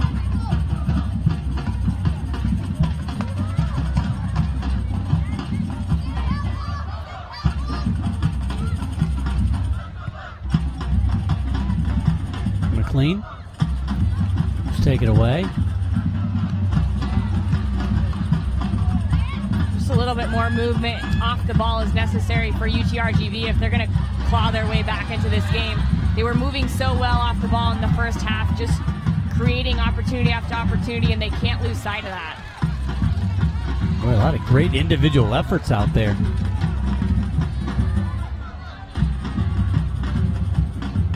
That pass to no one in the middle of the field.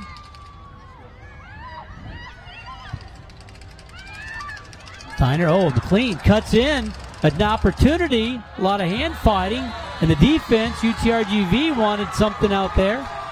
GCU happy with the defense. Almost a breakaway there by Jada McLean. So a really good run inside by McLean. Taking the shorter route to get to the ball, and almost paid off for her.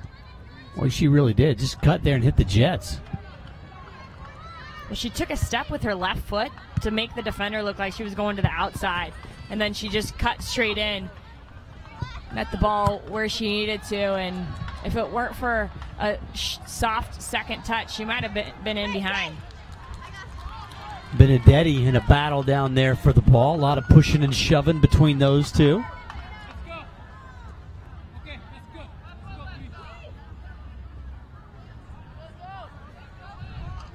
Navarre trying to track it down. You throw in down near the corner.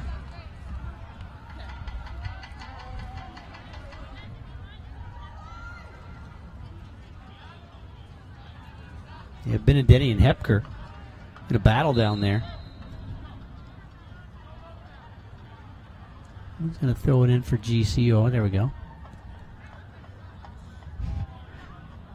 Cook with the fake. Is it back? Tries to split him. Benedetti crosses. Ooh, a collision there.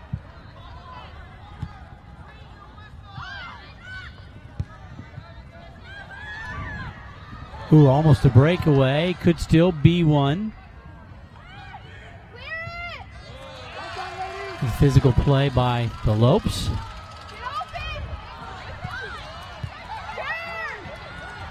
Ball to Cook. About 13 minutes to go in this one. Benedetti. Will she try to go down the sideline?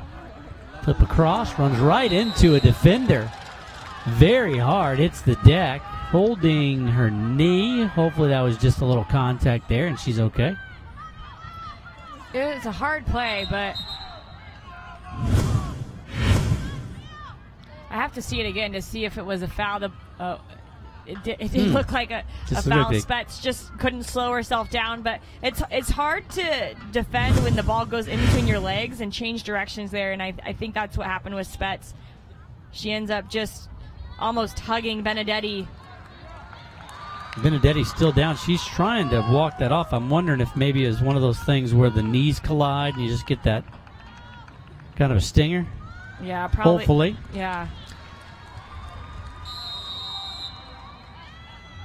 He's trying to jog it off.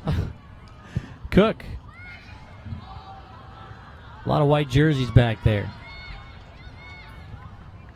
Benedetti hobbling on the right side. Well, they don't want to take her out, that's for sure. Such a threat. You get a substitution. But she might have to come out. That you almost think there's less than 12 minutes to go. Is she really going to help you? You're winning the game 1-0. You're going to probably have to defend a lot these last 10 minutes. Do you bring her off, evaluate, and she just looked to the bench to... Larson in there now. Boy, she's moving very gingerly. Hasn't even really started running yet. Boy, she is hobbled. See if she can run here on the attack. Sometimes you feel a lot better when you have a chance to score a goal. Isn't that crazy how that happens? Ooh, the header. Nobody there except the keeper. Come on, Mila, keep pushing here. Looks like it's starting to stretch out a little bit there for Benedetti. But I don't think she's feeling 100%, that's for sure. These are the balls here. If UTRGV is going to start getting back into the game, they have to win these balls in the midfield. That's good work by Bonnie to pick it up and connect.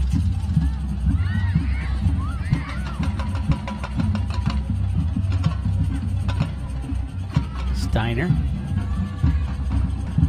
Up in midfield, up in midfield.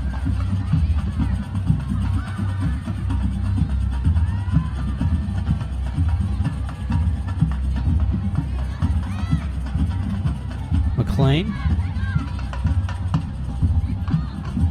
side, jumps over the slide tackle.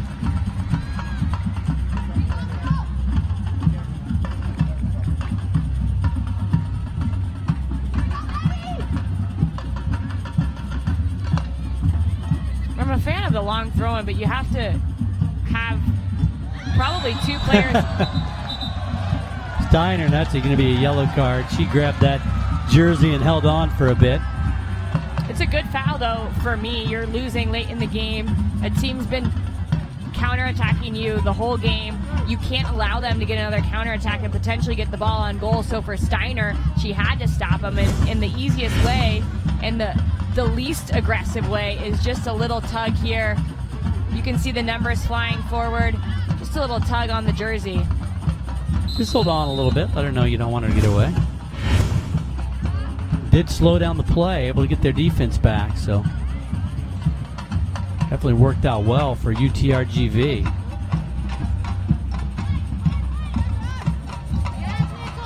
Ooh, nice play there by Nichols.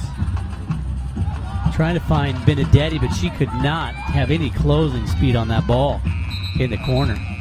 And we're used to seeing Benedetti where when she decides to run all out, she kind of puts her head down for a first few steps and really has a 3rd or 4th gear. She did not have it there. She gets taken off, which I think is a smart move. Yeah, she's definitely not happy about that, but the trainers are going to take a look at her because she did not have that burst of speed that makes her game so good. So Kane in there for GCU. Time running out for UTRGV. Can the Lopes cling to that lead? Got it in the 5th minute of play. The long shot, 23-24 yards out, but screened by about 4 UTRGV defenders. Kinga Shamik, I don't think she saw it in time to react.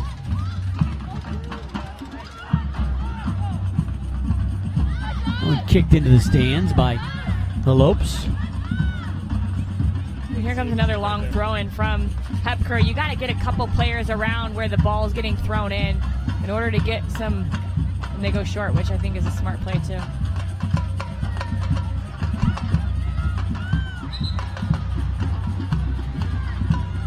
Lopes good defense on that one. 8 minutes to go.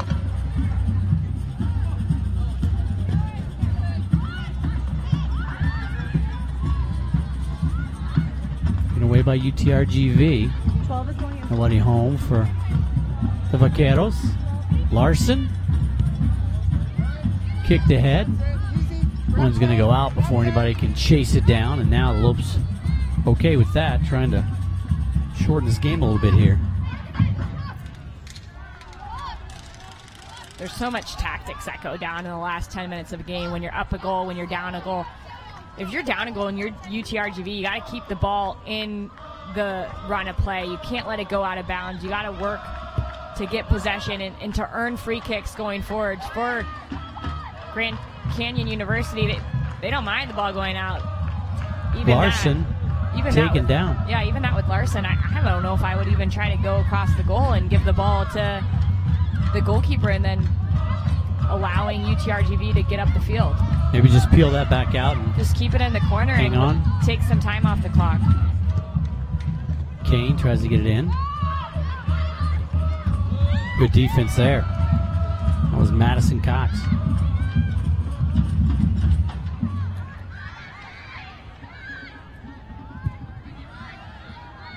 Madison Cox, haven't called her name much tonight. 4 goals on the season. Playing as a middle defender, but Eric Leader said she's just got pure speed. Those fastest players haven't needed her on the attack here. UTRGV splits a couple defenders, and Frosch able to snag it there. You saw a little bit of tactics there, just not picking the ball up until she absolutely has to. If you're Lad Bugariu, I mean, is there anything else you can do than what you're doing here? And they've been pushing the ball forward. Just haven't anything to show for it yet. Well, you have to be a little bit more precise in the attacking third with your decision making and the balls that you play. Even that, it ends up going to Bonnie on the far side, but make sure that your pass is connected.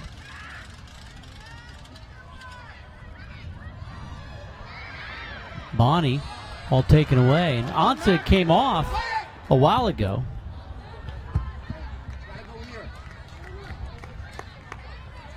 Down there sitting on the bench. She was very electric in the first half. And for UTRGV, when someone's dribbling, they have to have more runs off the ball. It's almost as if someone's dribbling forward, the runs off the ball tend to stop, and it needs to be the opposite. What can you see is created from the run on the ball that you can maybe exploit? Ask and you shall receive. Not just 7 new people, but quite a few more. New official attendance, 1,033. We just wanted 7 more. We didn't want to get too greedy. I think they started counting the percussion ensemble. Be about right. UTRGV pushing forward. Less than 5 minutes to go. Might be one of their best chances here as the ball gets away. The Lopes just want to clear it out. Stall for some time. Mina. Knocked down. Hops back up. Going to chase the ball. Ooh. A lot of contact there. Well, Mina's not afraid of the contact. That one, a little contact there, and an antelope went flying. Kelsey Smith got airborne on that one. And I think a little just frustrated with her arm getting pulled back initially by Smith. I don't think it was anything big. Just when you're changing directions, your arms are going to get crossed over, and the reaction afterwards is what the call gets on. Bonnie trying to do it herself amidst a couple of defenders. UTRGV running out of time here.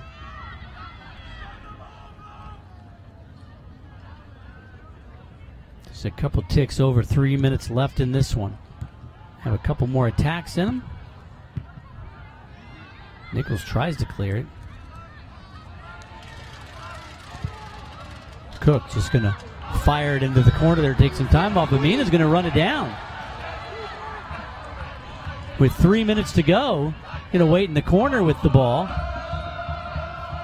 She thought it was out. It wasn't out. And now a kick. A couple of folks collide on a kick there. Now the official talking to Mina, and she's pleading her case. She needs to be careful because she's done a good job when she's come in creating something different, but if she gets another foul, she got 2 fouls in a row in the first half, got a yellow card. So if something else were to happen in these last waning minutes of the game, that stuff like that swing after the play is not necessary. She doesn't want to have to miss the next game. 2 minutes, 15 seconds. UTRGV taken away.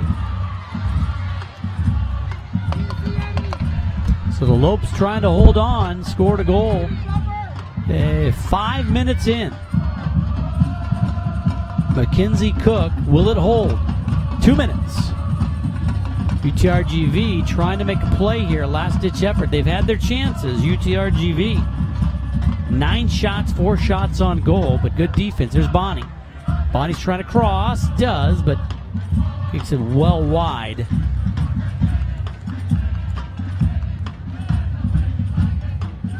Now the Lopes taking their time to get this ball back in play.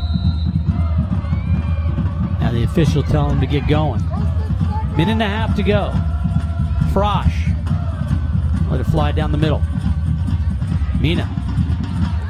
Over to the left. Chase after the ball. It's going to be UTRGV ball. Minute 10 to go. Bounces over a couple defenders.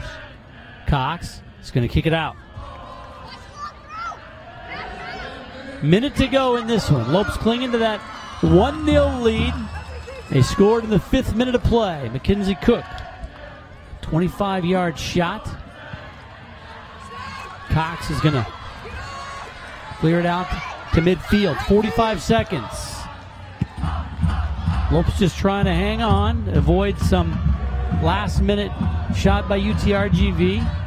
Vaqueros looking for anything, a little bit of magic. 30 seconds. 2 UTRGV players collide. Are they going to call a penalty in the box? Coach, in your area. Oh, my. Coach. Oh, my.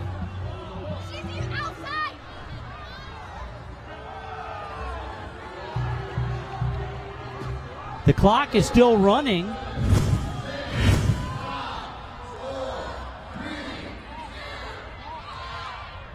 Now they're saying stop the clock. But we'll have to take a look at that one again. In the box, it's going to be a penalty kick with literally, right now, 4 seconds showing. Oh, my goodness.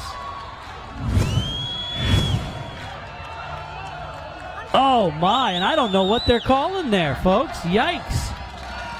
It looked like 2 UTRGV players collided. Did Madison Cox get her foot in there? Either way, it's a great turn of events for UTRGV. The Lopes are not happy about this one. And now the official's going to come up, the referee, Mossad Rosti. So let's see what happened here. Well, boy. Now there's going to be a penalty kick with 4 seconds left. I'm not sure if they have to reset the time or not. The clock kept running. And now, Blakely Frosch. And it's going to be Sarah Bonnie.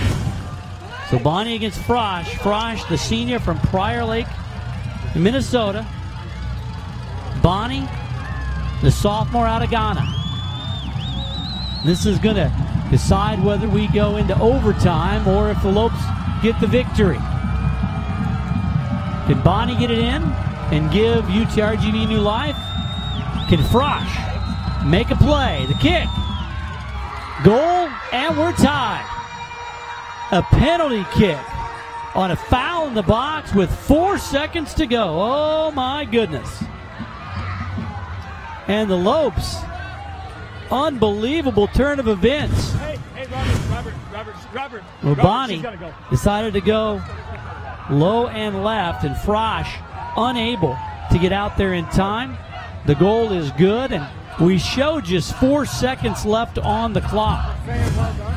So we are going to go into overtime. Ask them what for before you throw somebody out. Oh, my goodness. And a red card to who? A red card to one of the GCU coaches? Is that it? Is that what it was? They showed a red card. Was it to one of the coaches? Yeah, I think it was one of the assistant coaches. Mallory Rutledge, I believe. And we're going to go into extra time. Well, Jordan, you headed down to interview Derek Leader after the win, as we were planning to do. And what a crazy turn of events here. Yeah, I'm still trying to catch my breath. They just ran up the stairs. But the replay clearly showed the player within the box. It was a takedown. I think it was a good call. It's one of those, for me, at that spot in the box, it's really difficult, right? Like, to call it a PK, but that's the rule, right? Right. It doesn't matter. We'll take a look at it again here as both teams get ready for extra time here. Well, not extra time, for overtime. And play 10 minutes if we need to, and then we'll go to penalty kicks. And I don't know, the way this game is going, we might be in for another 20 minutes and then penalty kicks. But if we can, we'll take another look at that. I believe it was on Madison Cox.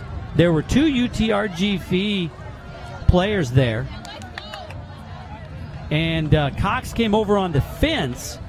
It was really hard to tell if we can slow it down maybe. Here comes Cox into the scrum, and yeah, it looks like she kicked at the ball tripped. I don't know. She did. She took her legs out? Took the legs out.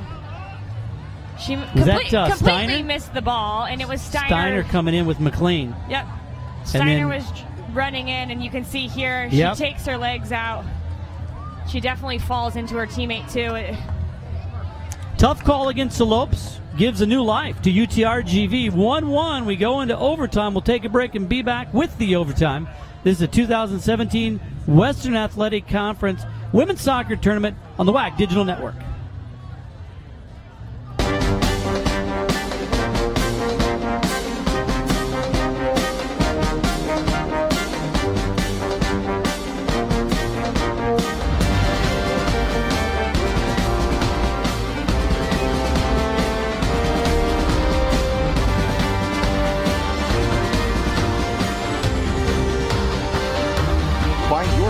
At Grand Canyon University. Private, Christian, affordable. Visit gcu.edu.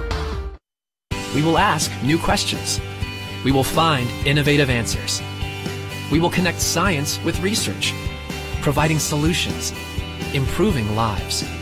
We will look at more than words and numbers, learning beyond the classroom, exploring new worlds. We will inspire and challenge you, creating opportunity, and building tomorrow together. The University of Texas Rio Grande Valley, a new university for the 21st century. Life is about moments. If you fight, I fight. If I fight, we fight. You be there and watch what I do when the bell rings. Do you have that real look in your eye that when you look at yourself in the mirror, you can ask yourself this question: did I give everything I got? Did I lay it all on the line? Or am I cheating myself? What you say, Quade? See ya!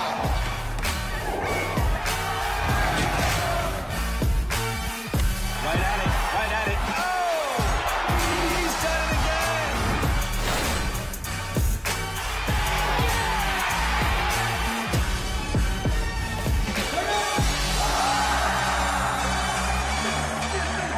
So whatever you're gonna do, claim it. Leave your mark on this world. Well, we have heard it said many times here in the stadium that soccer's a bit of a crazy game, and we just saw it right here, the way it unfolded. The Lopes got a goal in the 5th minute of play by Mackenzie Cook. It held up until the 90th minute of play, and a penalty kick by Sarabani tied it up, and we go into overtime. Jordan, truly a crazy game here tonight. It was, and both teams coming out with a lot of effort, a lot of hard work. Grand Canyon defending together as a unit, solid for 89 minutes, and it was that last few seconds of the match that cost them this overtime period now. So how do they react to that? Because that's difficult. This is going to be a UTRGV side who's going to come out with a lot of energy. They're going to try to pounce on that uplift they just had, scoring the PK in the last minute of the game, or of regulation time. And Ansa's still out right here. Sat quite a bit. Thought maybe she might try to come back in here. But so 2 10-minute overtime periods, but somebody scores and they advance. It is golden goal. So this is when players step up and be the person who sends their team through. Well, the players to look at for UTRGV, of course, on the field, Bonnie and Steiner, and for GCU, really Mackenzie Cook. We haven't seen Madison Cox really join the fight. And is Benedetti healthy or not? I mean, she's still got a little hitch in the giddy up there as she takes off the line. And so how does that affect her play? She's back out there, but she is not. She's walking very gingerly, to say the least. UTRGV won the regular season contest 1-0 at home. Lopes thought they were going to return the favor. Didn't. The first chance for UTRGV quickly here. Cox lets it go out. Well, we talked about it. We watched the replay a couple of times. You felt like had to be called. It was in the box. nothing you could do about it. Tough to see a game decided that way, but it's definitely was missed the ball, got the legs, and had to be called by the official. Well, you can't go swinging your legs like that inside the box. You have to be more disciplined in the way that you defend, and it was just too wild of a swing by Cox, and it cost her because Steiner has been so swift all night long, and she's getting out of tackle. She's dribbling with a little bit of a fleet foot, and that helped her in that situation of drawing the foul. And we did have the red card for Mallory Rutledge, the assistant coach for GCU, so she's not on the bench anymore. Very upset about that call. Lopes trying to get in the action here, and Benedetti just is not 100%. You can see as she tried to track down that ball. No explosiveness right now in those legs. Can she gut it out and make a play? I don't know if it's worth it. Yeah, she definitely is not 100%. If she can jog, it's when she tries to change directions or go for a sprint. It's just too difficult. Well, if you're watching this game on the WAC Digital Network on your computer or some tablet or device, and you had the World Series on, you know that there's already been one team with the color orange prominent in their uniforms that has won a championship. This game, of course, not for a championship, but to keep the season alive. And UTRGV hoping to be the second team wearing orange to get a victory today. Benedetti hit the deck and slow getting up. They might have to get her out of there because I think she's doing more harm than good. Cox. You get it? I think you're right, boy. You look at the way UTRGV came out into this overtime period, much more aggressive than the Lopes. Lopes on their heels a little bit here, probably still in shock about what just happened. I would be too, and it's key to figure out who you are in these moments, how you regroup after, as Bonnie fouls Smith there. You got to figure out how to regroup in moments that don't go your way, and I think this is a really good test for Grand Canyon is in how do they react to this? All that happened in the last minute of the game. They can still come out on the better side, but it has to be with the right attitude. It has to be with the right determination and collective team defending into team attack. GCU was just about 4 or 5 seconds away from gaining the first postseason victory for the university since transitioning to Division I. From one of the teams transitioning from D2 to D1.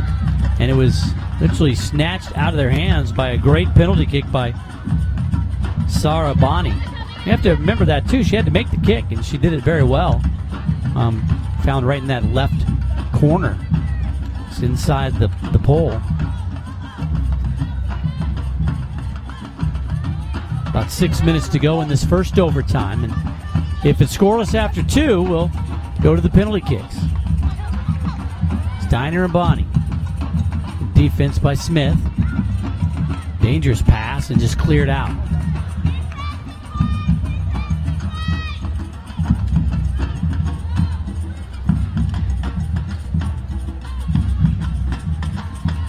I was going to say, if you're GCU, you got to get the drum squad back on it. Get the energy up. They should be able to play for a straight 20. Cook, does he have a shot? Cook for the win! GCU wins! Oh my! Got behind the defense, and GCU comes back. Cook scores in the 5th minute, and then in the 95th minute for the victory. Watch the play here. She got by the defense. Oh.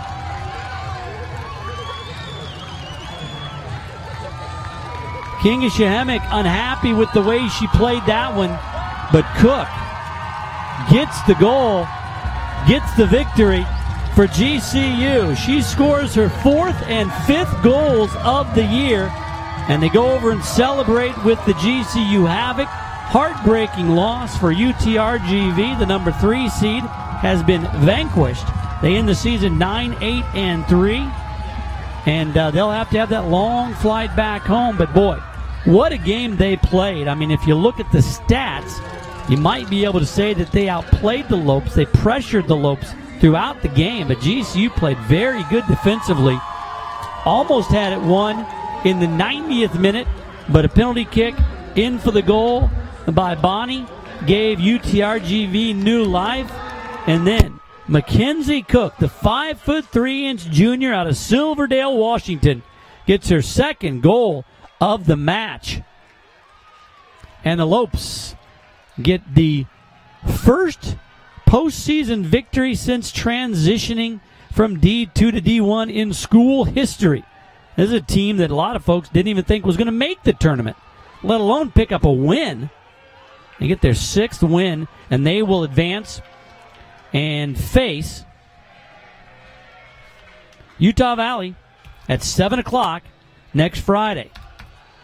And now we're going to go down to the field. And the second member of our broadcast team, Jordan Angeli, with the aforementioned Mackenzie Cook.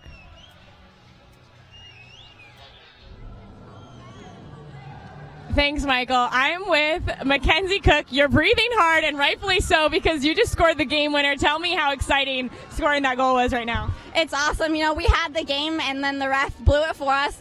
But I think it just proves like we deserved a win. All right, you had 2 goals on 2 shots, really, and you were so poised in that. Is that just come with practice, doing that every single day in training? It's just practice. You know, you got to keep a cool head, or else who knows what could happen. All right, this is the first time that your team can advance in the tournament. And how cool is it, the support that you've had from the students here at GCU? It's awesome. You know, the Havocs are here supporting us every game, and, you know, it just shows, like, we have the best student population across like any campus, and so it's super awesome to have them here supporting us because it really gives us a home advantage. All right, big time goal. Congrats on the win, and good luck on Friday. Thank you. All right, back to you, Michael. Thanks, Jordan. Congratulations to GCU. The UTRGV Vaqueros, a great season for them, finishing 9-8-3. The number 3 seed has been vanquished here, along with the number 5 seed. So 2 games in, and we've got more games on Friday. Make sure you join us. 4 p.m. Friday, UMKC in Seattle, and then at 7 p.m., Utah Valley and Grand Canyon. Mackenzie Cook scores in the 5th minute and the 95th minute. The Lopes win in overtime, 2-1 your final here. Thanks so much for joining us. Have a great day off from the soccer tournament on Thursday, and we'll see you back here on Friday. For all the folks who make the show work, and for Jordan Angeli, I'm Michael Potter. Thanks so much for joining us. We'll see you on Friday for more of the 2017 Western Athletic Conference Women's Soccer Tournament on the WAC Digital Network.